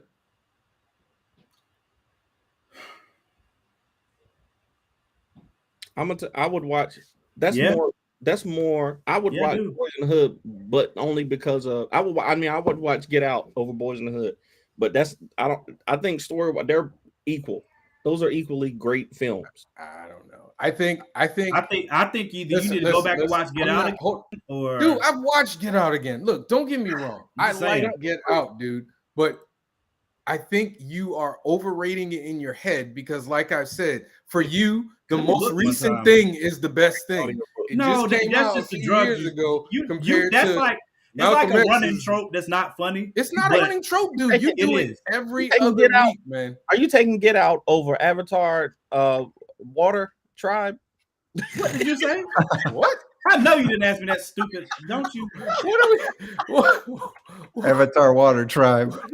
I couldn't Yeah, remember. I get couldn't outta remember here. the actual name of it. Wow, I forgot it. What's the water? Man, Oh my Water? God. Don't you ever disrespect? Come on, man. Oh, The movie wow. Get Out was great. I never said it wasn't great, but Get Out is one of the best films of our literal lifetime, without question. Bruh, you putting a lot on it on that. Are you put I a love lot Get on it. Out as well. I mean, I really love Get Out. Nobody. Thank we you, all Ted. love Get Out. We But all, I understand your point about, you know, recency bias, you know, or whatever, however you put that. I like that. That being said, like Ryan Coogler, the reason he was one that I was like, I know he's new, but like, isn't Black Panther like one of the highest, probably the highest grossing film by a black director of all time? Mhm. Yeah. yeah. I mean that Yes, I know you didn't ask me that. Yes, But- yes, it is. Yes, and it is. I know that's not, Are you that doesn't serious? compare to the body of the work. My problem is like a lot of the directors, I mean, I have to go with what I know, you know? And so that's why, like, you know, I had him at number 5. Jordan Peele, like for my money right now, of any of these people we've been talking about, I'm most interested probably to see the next Jordan Peele film, you know? Agreed. I think Jordan Peele makes great films and I have no problem calling him one of the best black directors right now. But if we're talking all time, Fine. it's like I'll give you it's like Her. I think Her is one of the best R&B artists right now. It's Get But Out is she better a than best Ryan. one of the best R&B artists of all time? No. It's fair. Bro, Higher Learning is a classic, bro. Higher Come on. Learning is good. I watch Higher Learning way more Okay. than I do Get So, Out. so this is I'll okay. be but wait, perfectly honest this with is my you, dude. point. This is my I'll be point. 100% honest with This you. is my point. This is what I think is happening, and this is what I'm trying to speak to. The respect that we have for Malcolm X, that everybody has for Malcolm X, and especially the performance that Denzel put on playing Malcolm X, is Very why cool. people Like venerate it in the way that it is. And it should be. I'm not saying that it shouldn't be. But Training Day is more recent than Malcolm X, though. I would say I love Training Day, but Training Day is not better than Get Out as a film. you're not. No, sir. Okay, No. that's fine. Dude, He got the can I be Oscar. honest with Did you? he get the Oscar for He Training Day? did. I'm gonna be real with you. There's not a performance in Get Out better than any performance than either of Denzel's performances in Training Day. But or you're talking Malcolm about a performance, not the X. film. That's part of the movie, Yeah, but it's an entire film. There are more things that go biggest but into it's it than just part of performance. the film. Okay. It's directed by the guy. He's directing him to do these Oh, things. bro. Justin went too far. He said Tales from the Hood is better than Get Out. You know, y'all just block him from the chat. Block him from the chat right now. Justin trolling right now. Here we go. What's that mean? What's that supposed to mean? I don't know what it. I mean, I don't know. I don't They know gave, what he's they trying to gave tell Mario me. the Oh, same. did I screen share that? My bad. I didn't. I mean, you could I didn't mean screenshot to. it a million I- times. You know I what? didn't mean to do that. This would be a great social I hit the wrong experiment. button. Look up Training Day. This would be a great social experiment. I hit the I wrong think button. My bad. You y'all. would get a lot of people, a lot of younger folks. The younger generation will probably agree with you, Morgan, because they don't know no better. But the majority of like people No, who are you around, sound just like Malcolm you X- did. You sound just like you did when you were making the argument and Danny kept trying to tell you about like What? the accessibility Stop thing. You sound stuttering. exactly the same. You No, say it's two recency different bias, and I things. say you old head bias. Like that. I mean, that's what we'll I say lived from now through on. both of them. I watched Malcolm X and I watched Get Out. One of them, hold on, that's a comment that should not be said. What was Which the one, comment? Mike? Which one? He must be Different talking. films speak to different people. I mean, yeah, I agree. but we But doing I'm the top trying five to list. speak to that. Mike, That's we part of doing what the I'm trying top to speak five to. list, dude. That's part of what I'm trying to speak to. There's nobody. I have not walked the planet and heard somebody say that Get Out is not just a great film. Like, it's a venerated film from our time period by all walks of life. Right? Nobody's disagreeing with you. Okay.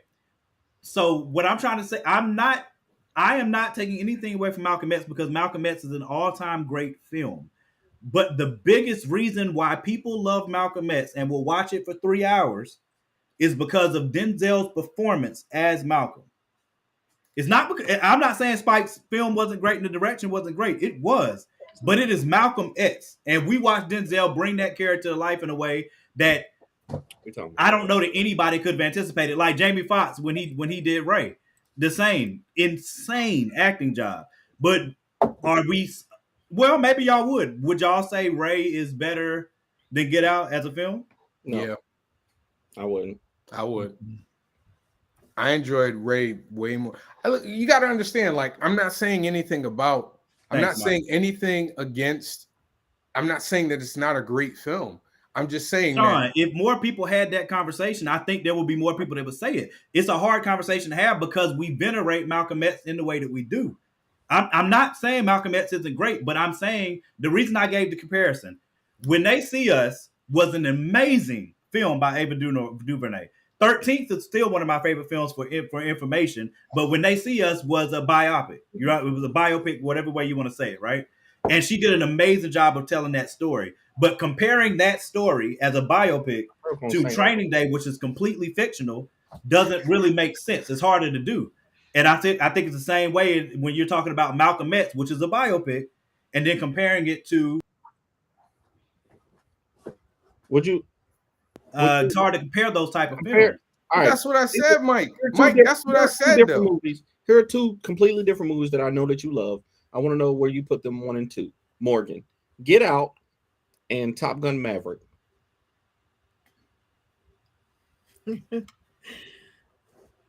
Michael and LeBron. The script, This is ridiculous. This is the craziest thing. You got to think about that. the script for Get Out is much better than Top Gun Maverick. It is? Yes, the script is much better for Get Out than it is for Top Gun Maverick. But Top Gun Maverick's that's like John Wick 4 versus No, it's not. what was the movie you No, gave it's me? not. John Where Wick are you action going with movie. this? It's a is not different. anywhere in the same stratosphere as You those think? movies. Wait. Time out. I got to make sure I'm hearing this correctly. Top Gun Maverick was nearly You a perfect think film. Top Gun Maverick? Agreed. But it's a perfect film in the vein of an Stop. action movie. Stop, please. Action. You think Top Gun Maverick is on the same level as Get Out? Do I? I'm asking. I think Top Gun Maverick is a superior film than Get Out. Way superior. No. Yo, the takes I'm hearing tonight, not. yo, my I will watch head is Top Gun exploding. Maverick every I week agree with for that, the rest Daniel. of my life. They're two different. That's what I'm trying to stress to you. They're two different Y'all types really of films. love So this it's Top very Gun Maverick. dude. okay. Wait. Give me a second. I watched that movie. I was like, oh, okay, Y'all- this was cool. Y'all know I love horror films. Y'all know I love horror films, right? That's what I was saying. One of the It's best so horror hard. films of all time, by most accounts, is The Exorcist, right?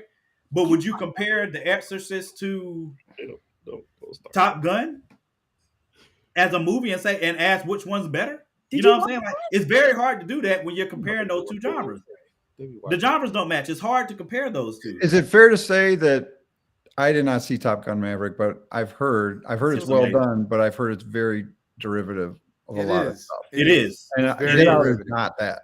Get Get Out That is was my original point. That's why I from said the the word go. script for Get Out is much better than Top Gun's. I But- agree. But Top Gun as a movie, like as an action movie, it's about perfect. Like It's it is. It's okay. It's a good But, movie. but isn't it all stuff we've seen Good before? movie. Even if it's perfect, like you gotta. I mean, I haven't seen it. It's not fair. But like, I mean, I'm just heard that. I heard the scene at the end is exactly hit the bullseye of the Death Star, right? Like, isn't it exactly that? It's literally the same thing. And So, I've never seen Star Wars. You gotta deduct points for that. I'm sorry, you don't You, get. you It's can, the same. you, Bruh, let me Ted, tell you you. have to experience it. I'm telling I'm you. telling Look, you, you you're gotta watch right. You're Can I say right. something? Can I say You're something? right. It's like Top Gun Maverick is basically if you took like 6 different scripts and you just took like a piece from one and a piece from the other and a And piece from the executed other. from all and Avatar then- is and the just same smashed thing. them all Avatar together. is exactly And just that. smashed them all together. perfectly. Yes. It's an entertaining movie, but no, Mike, I watched the first 5 minutes of Star Wars and I was like, this is the dumbest thing I've ever seen. Bro, Oh stop. wow. This joint Whoa. bored, Disrespect it is bored heavy me in to the room tears. tonight. Are you You talking just about? told me, wait a minute. You can't talk tonight when you just said that Get Out is a better film than Malcolm X. So don't talk tonight. What do you This mean I is can't not talk? today. Bro, I'm trying This to is explain not to you today. why they're Yeah, we explained, and your reason and your explanation is basically recency bias. bro. Sir. No, But did it's anybody? not. It's Did not. anyone As a have? film- Okay. No, nobody had Jordan Peele higher than Spike Lee, so I don't know why we're debating this. Hey, listen. Did someone have Jordan Peele higher Thank than you. Spike Thank Lee? you. Ted, No, we Ted came in. They like Ted to came argue, in with that's the why. Ted came in with the mic drop right there. Ted came in with On the you? mic drop. On you. No, not on me. No, I'm just saying. Why are we arguing this? Because nobody had Jordan Peele higher than Spike Lee. That's what That they was do. That's what I'm saying. No, it started because I was like, they only got like 3 films. Okay. Coogler and Jordan Peele only got 3 films. So that's why I couldn't put them over, even in the top 5. They just didn't have enough. I got a question. Kugel's 3 films versus Peele's 3 films. Don't do this to me. Oh, that's easy. Coogler. I gotta take Coogler. Being honest, That's easy. I took Peele. I would take Peele also. I gotta take Coogler. The reason why is because I don't. Us was it was okay, but it wasn't. I liked Us a lot. Nope was. I love the storytelling that he did in Nope. Nope was. It was Nope. awesome in that way. It was okay. But to me, it's a very, to me, I'm a huge Jordan Peele fan. But there's Script. still Coogler has Black Panther. there's a very stark difference in between Get Out and Nope and Us. To me. But when I go and look at Ryan's films, Black Panther, if I'm gonna put his top 3, Black Panther, Wakanda Forever, you could say Creed 1. Probably. He's got I 4 think films. most Then. people He's say got Creed 4 1. then. My bad. He's got Fruitvale 4. Station. Fruitvale Station. And Fruitvale Station. Yeah, Fruitvale I Station. I forgot But about but I Fruitvale. think if people That's were still ranking, not enough to me though. if people were ranking his top, if people were ranking this top 3, I think they'd probably still say both Black Panthers and Creed. I'm gonna give a hot take, and I know it's gonna start an argument, so I ain't gonna say after I Oh, do it. God. But as much as I enjoyed Ryan Coogler's take on Wakanda, I think if another black actor would have done a great job as well. A black actor, black director. I didn't say better. I just said a great job as well. You heard that, Ted. I just want to make sure you heard that. I did hear that. Yes. All right. I said Right. a great job as well. Hey, man. Well, it's why I had Peele ahead of Coogler because You I don't feel think like- there's another black director that could have done a great job on Black Panther? Who are you asking? I'm asking both of you. Who? I didn't say that. No, I'm asking a question. Who? Name them. I don't. Name them. You think Ryan Coogler is the only director that could have made I think if there's another director that could have done it, I think it's Ava DuVernay. You don't think God rest his soul, Singleton could have I done a think great John job? Singleton definitely. You don't could've. think John Singleton could have done a great John job? Singleton was live, maybe. Yes. I think John Singleton definitely. Again, I could've. never said better. I never John said Singleton, better. Ryan Coogler, Ava DuVernay. Those are the 3 You directors. don't think Fuqua would have done a great job? I would have loved to see You Ava don't think Fuqua do. would have done a great job? I would have loved to see Fuqua doesn't Ava bring the do. culture. Fuqua does not bring the culture into his films like that. He's more of a. He can direct. Antoine Fuqua can direct anything, but Shooter is not a black film. But he's also done King Arthur. He's done Olympus Has Fallen. Like I those think, aren't black films. yeah, but what do you mean? Wait, but that's not the He doesn't point, bring though. the culture. He does not bring the black culture into his films in a way that Ava DuVernay and John Singleton do. That doesn't my mean he can't do it, That's a though. fact. And I'm just again, saying that doesn't mean he haven't seen can't it. do it. We didn't know that Ryan Coogler could do what he did at his capacity until he did it. He only had 1 film, I'm remember? just saying, we don't have the receipts for. But they But, did. but I love- he I only had one I give film. what Danny's Guys, saying. He's only had 1 film, and then he did Black Panther, and then he did the next 2 films. So nobody knew that he absolutely was going to nail it, maybe except Morgan, because I give credit to Morgan. Morgan been talking about it. He loves Ryan Coogler. I'm just saying that I think that Fuqua could have done a great job, just as good. I think Singleton could have done it. I think Singleton could have done an incredible job, in my opinion. I think there are other black directors that could have done a great job as well. That's my hot take. I do think John Singleton definitely could have done it. I don't know if it would have been as well done as Ryan's, because I don't want to compare him, to be honest. But I do. John Singleton is an amazing storyteller and director. Like his hit list. The biggest reason I have Spike over John Singleton is because like the longevity and unfortunately John is no longer with us. But Give him the deuce of spades. Some of I mean- John Singleton's films, bro, are like classic, and he's the original writer and director for Snowfall and Billions, and like John Singleton is a monster. Like I seriously. honestly think Spike could have done a great job too, but I know that might be controversial, but On Black Panther, I think Spike would have done a great job on Black Panther.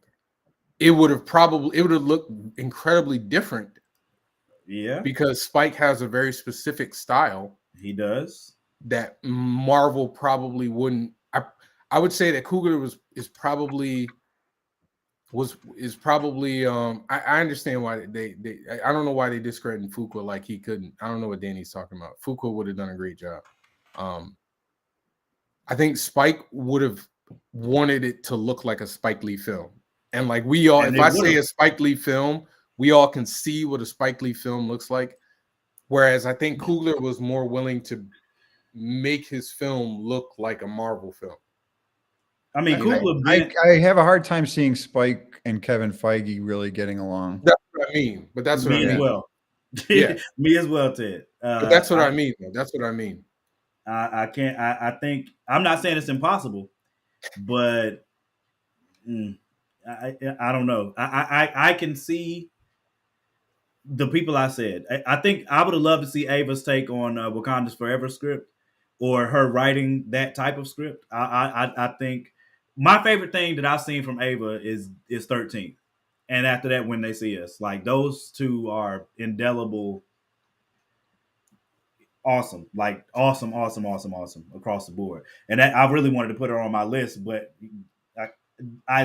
when I looked at her body of work and then I look at Jordan's body of work, Ava has credits to her name for sure, but I don't know as much of her credits as I do Jordan's. When you're talking about, you could easily put Ava on the list, but for me personally, I had to put Jordan over her. She does a lot of like TV directing though too, right?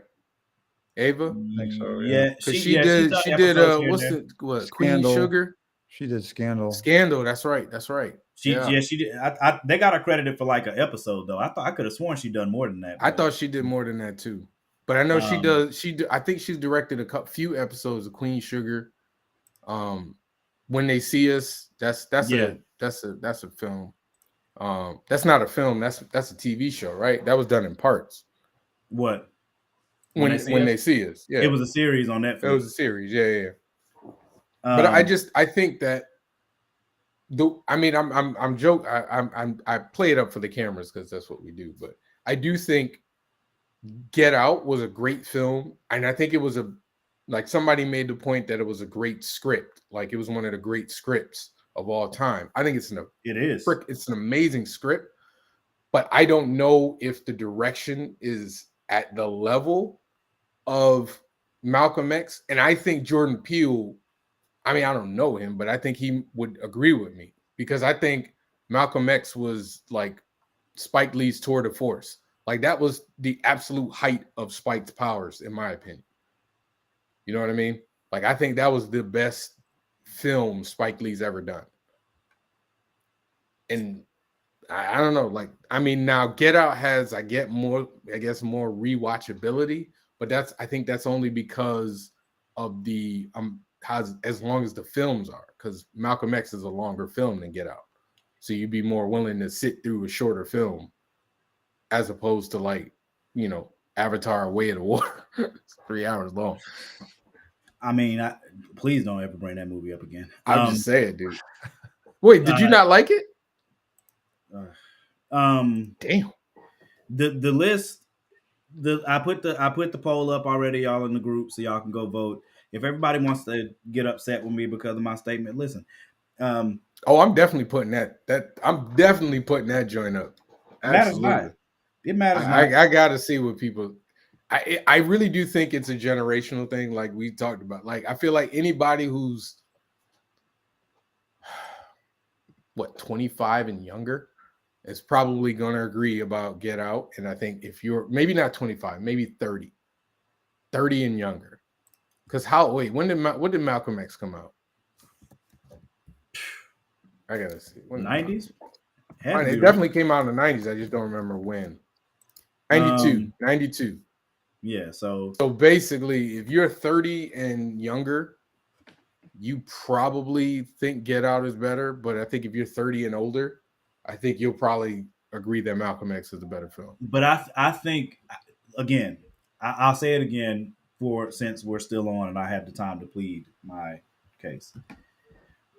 I think for one, like I said, comparing the two genres is already hard enough. I think two, because of what Malcolm X meant in the time that it came out and still means today, and because of Denzel's insanely transformative performance.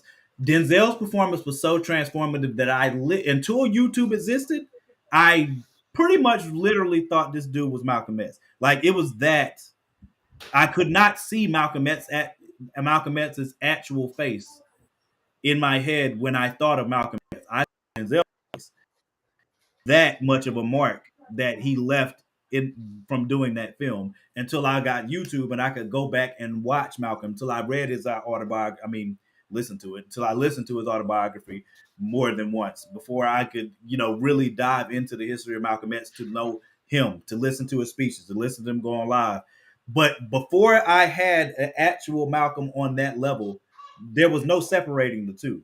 You know what I mean? And there's a reason for that because Denzel's performance was that amazing.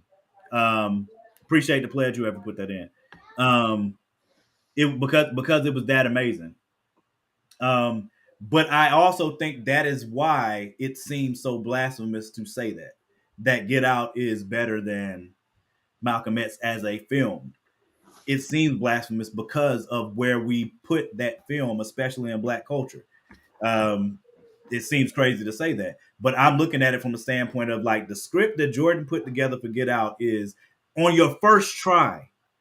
No, the script is amazing. I'm not when I say that Get Out is not a better film than Malcolm X, I don't to me that's not an insult. I agree with this. Nate Parker did great on Birth of a Nation. I still haven't seen that. I gotta watch it. Nia DaCosta is that's one of the ones I wanted to put on my list. She's coming. She is definitely one of the ones I wanted to put on my list because I love her work too. I love Ted brought up Regina King. Definitely. Oh yeah. Huge fan of Regina King. But the reason why I don't put those guys up is because, like I said, the same reason I don't do Coogler and Jordan Peele is because the resume is not long enough. In my opinion, I get it. The length and the amount of hits and the amount of impact on the culture for over a longer term means more to me than guys who've just come out and had recent success. And you and I have had this discussion before. I mean, it's the Beyonce Janet Jackson discussion all over again. You darn night right. night, buddy. I love you. Don't you get on here slandering Beyonce in front of me again. I'm not slandering Beyonce.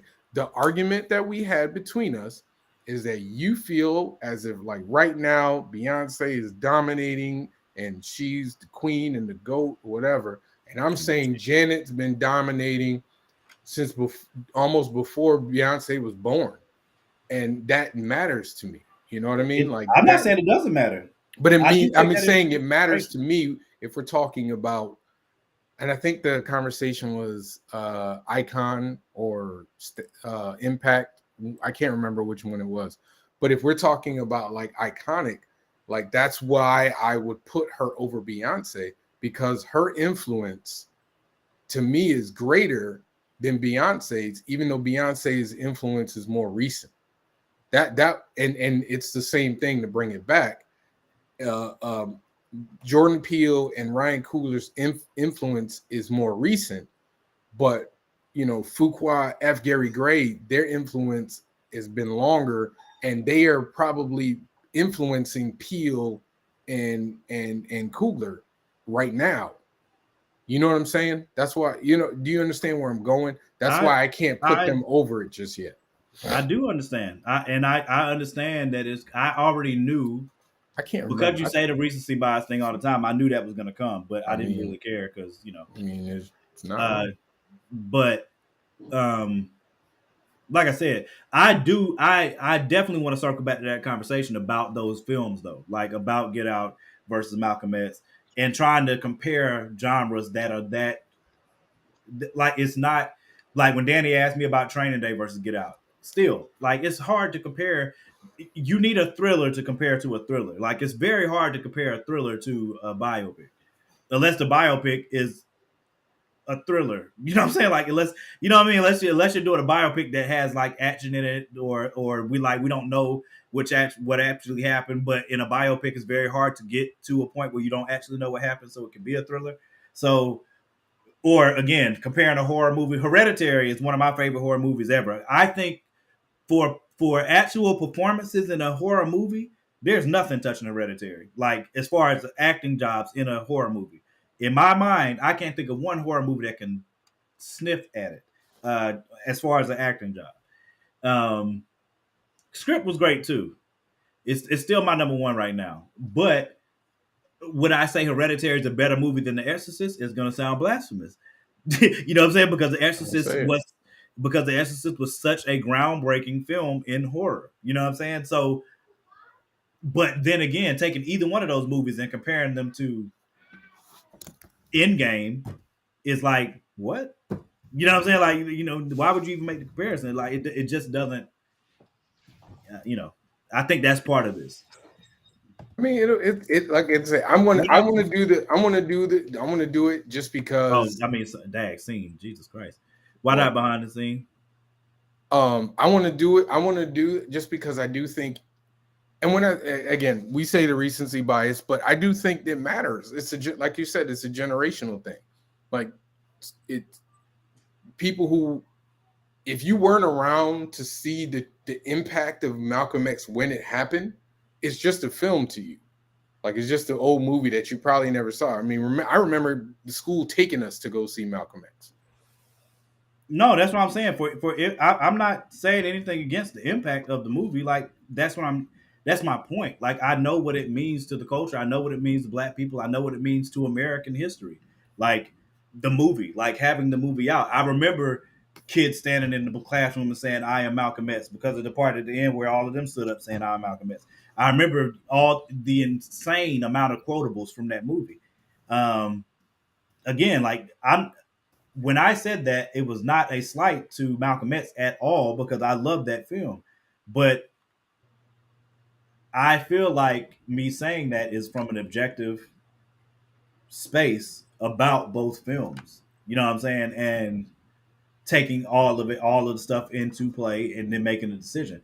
And to me, you know, it's hard to beat Get Out as a script, in execution, in timing, like when it came out, in impact, in messaging, in the conversations that it started.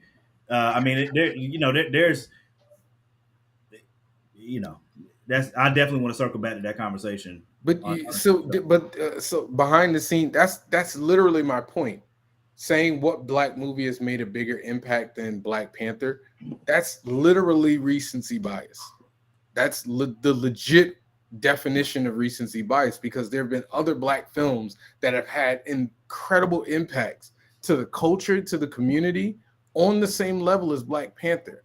I think a lot of the times, this is what I'm saying, listen to me, a lot of the times we are filtering everything through the lens of now, right?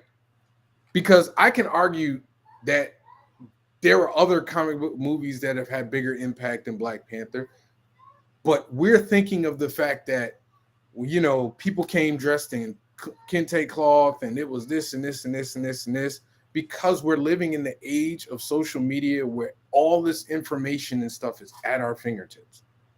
But there have been other films that have had an incredible impact on Black culture, Black movies that have had impact on the culture and on America. It has happened. There are plenty of them. But again, it's the most recent thing that we can remember. And so a lot of people go, if it just happened, it's the best. And it discredits films that have come before it. And it discredits and it ignores the history that preceded it. I don't know that it does that unless it does, though. It's I like don't- saying Beyonce is the greatest singer of all time.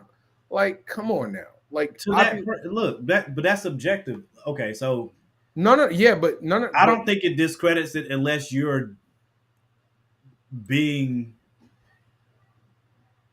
derogatory to what preceded it, or you just don't know what preceded it. Like you can know what preceded it and still feel like what came after is better. You know what I'm saying? Like there's people that love Tina Turner. You know what I'm saying?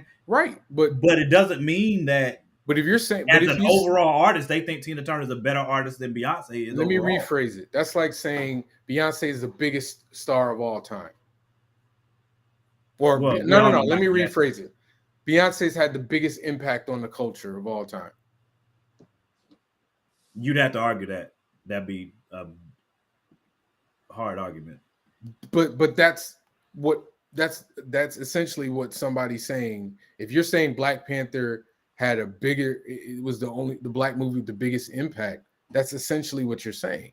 Its impact is Again, not earth-shattering though. Yeah, but when you point that out to me, that's assuming that I'm not agreeing that it's not an impactful movie, to which obviously it wasn't a movie that had a great impact. Malcolm X had an incredible impact. I remember when Malcolm X dropped. Incredible impact. Boys in the Hood was a nuclear bomb on the movie industry. Yeah, it was. Coming to America's impact is so long lasting. It literally spawned a sequel like decades later. That's a fact. And that's why when somebody says what Black movie has had an impact bigger than Black Panther made the most money, but I can't say that it had the bigger impact. Well, but that's what I'm saying. To me, when that happens, then you're getting into where if you're going to make that argument, then you have to stand by that argument and make the points that go together, because that is an objective. Right, but I'm not really talking to you though. Opinion. I was more talking to anybody like Sean. Dread, I agree with you. I was about to say Sean. Some of these directors did music videos. Yeah. F. Gary Gray and Fuqua did. Did Singleton? No, Singleton didn't do movies. I don't. He started. He did. I think he did. I think he's. Yeah. I think Boys in the Hood was his first. Boys in the Hood was his first film, if I'm not mistaken. I think so. I want to circle back to Ted's Kickstarter one more time before we Yeah, let's do that. We got a few pledges, but I feel like I appreciate it. I appreciate everybody backing it. And yeah, I mean, I'll just, for anybody who's joining us new here, since not new, but if they missed the top, Punchline is about a heavyweight boxer who becomes a super powered murderous clown assassin with this group called the Vaudevillains. And right now we've got issues 1 and 2 live, and he's facing our kind of ragtag superhero in our universe. We got 4 titles, 1 shared universe, Apama. And there's a lot of different tiers. One thing about our campaign, the price you see is the price you pay. There's no shipping upcharge. Everything in the US, shipping is included in all these prices. you cannot beat that either. Those Tap prices. Dance Killer was where Punchline made his debut. So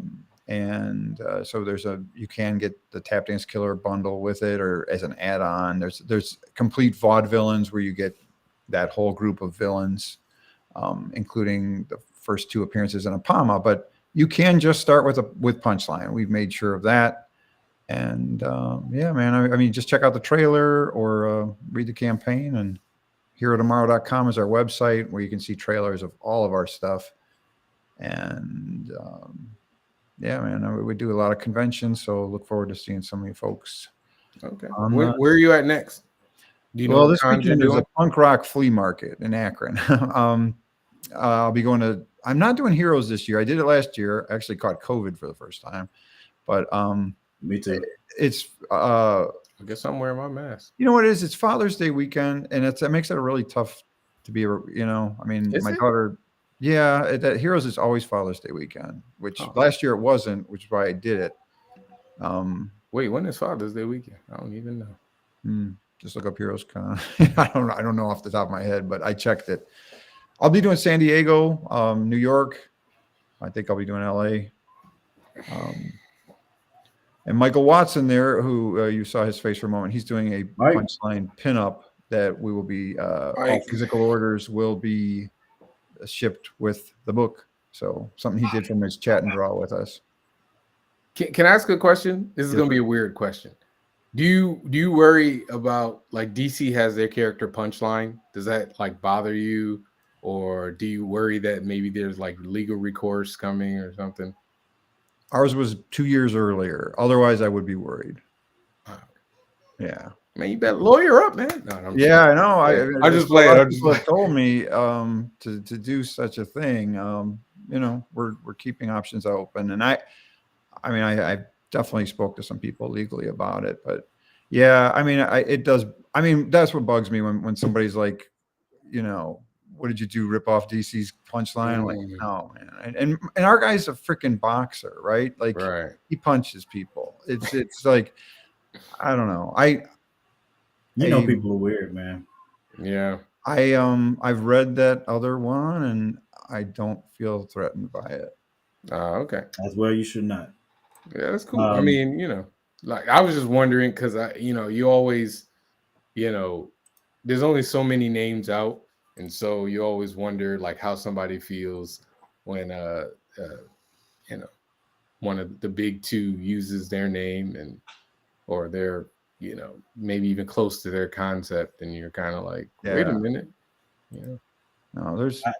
This is really cool, man. I'm good luck on the the Kickstarter, and Tap Dance. are you gonna still? Are you gonna be at Cincinnati GalaxyCon later this year, Columbus?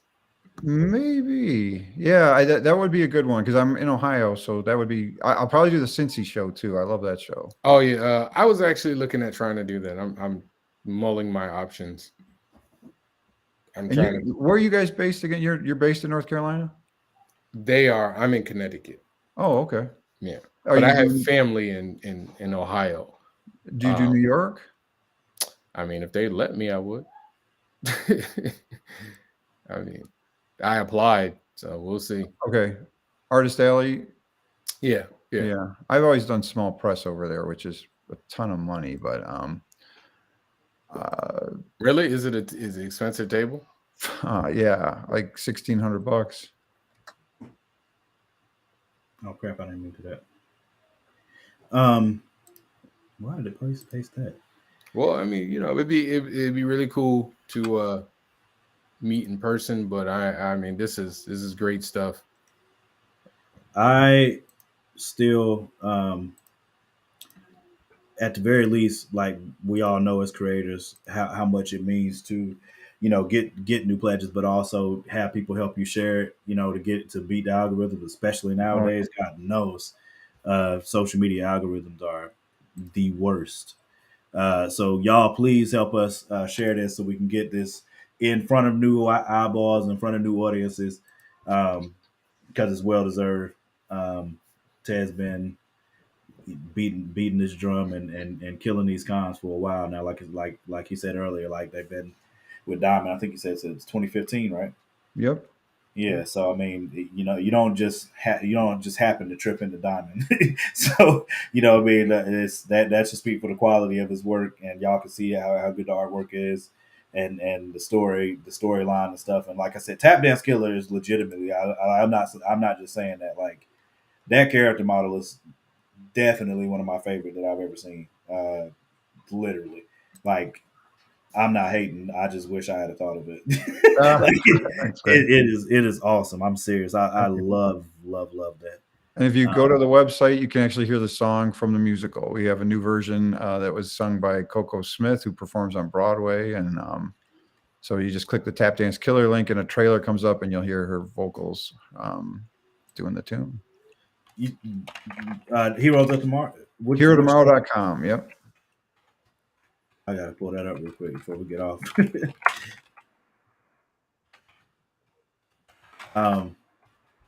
But yeah, y'all make sure, please help share this. If you haven't already pledged, definitely go look at it, look at the page, and you should pledge. Because I mean I already have, but what's new? I appreciate Uh, that. of course. But yeah, I wanted to make sure I put that up one more time, and please help us beat this algorithm because we got a Kickstarter coming up next month in May. Me and Danny doing a double feature Kickstarter, so and we're gonna need the same help. Like once you start. Oh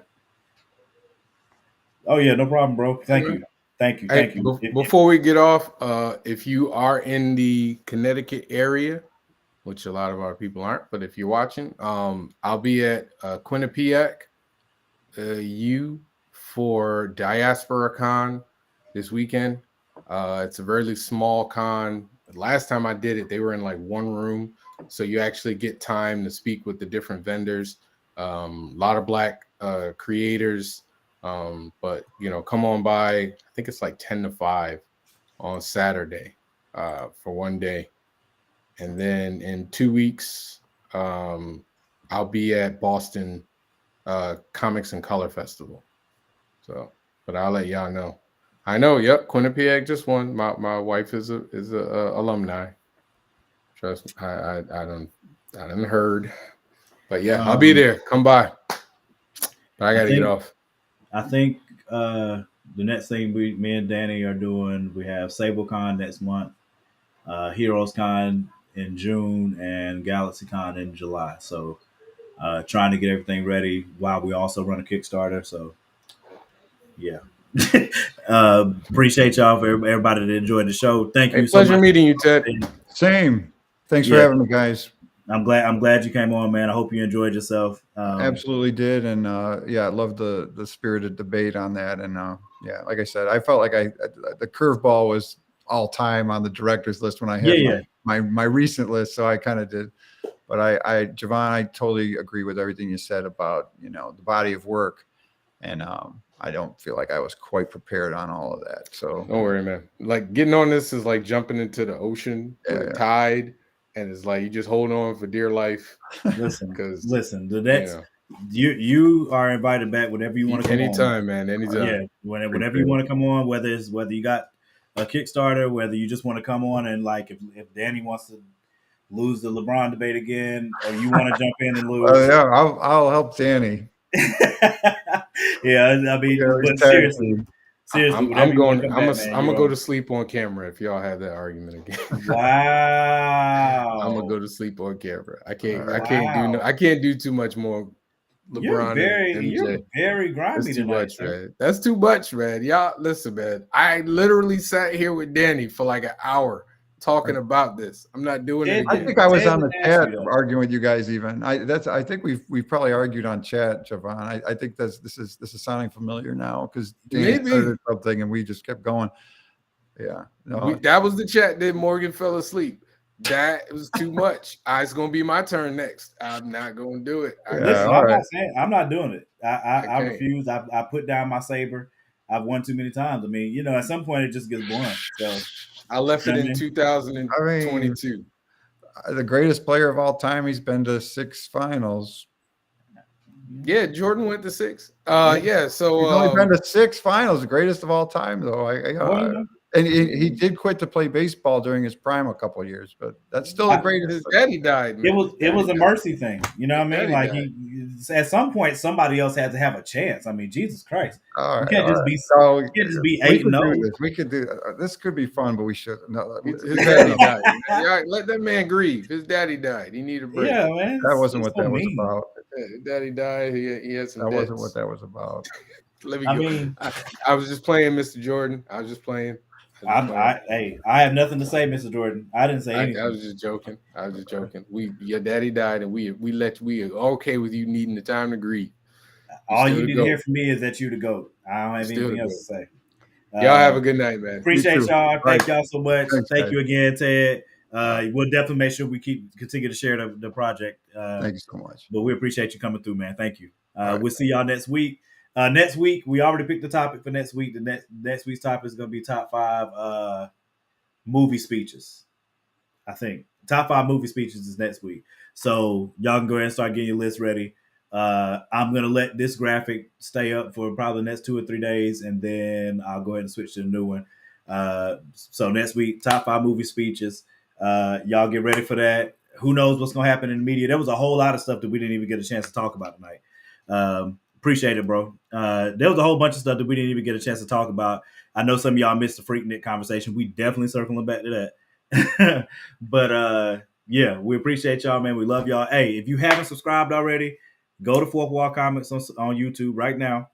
Hit the subscribe button. We're trying to get to that thousand subscribers spot so that we can start getting some pay for it, and then we just keep building from there.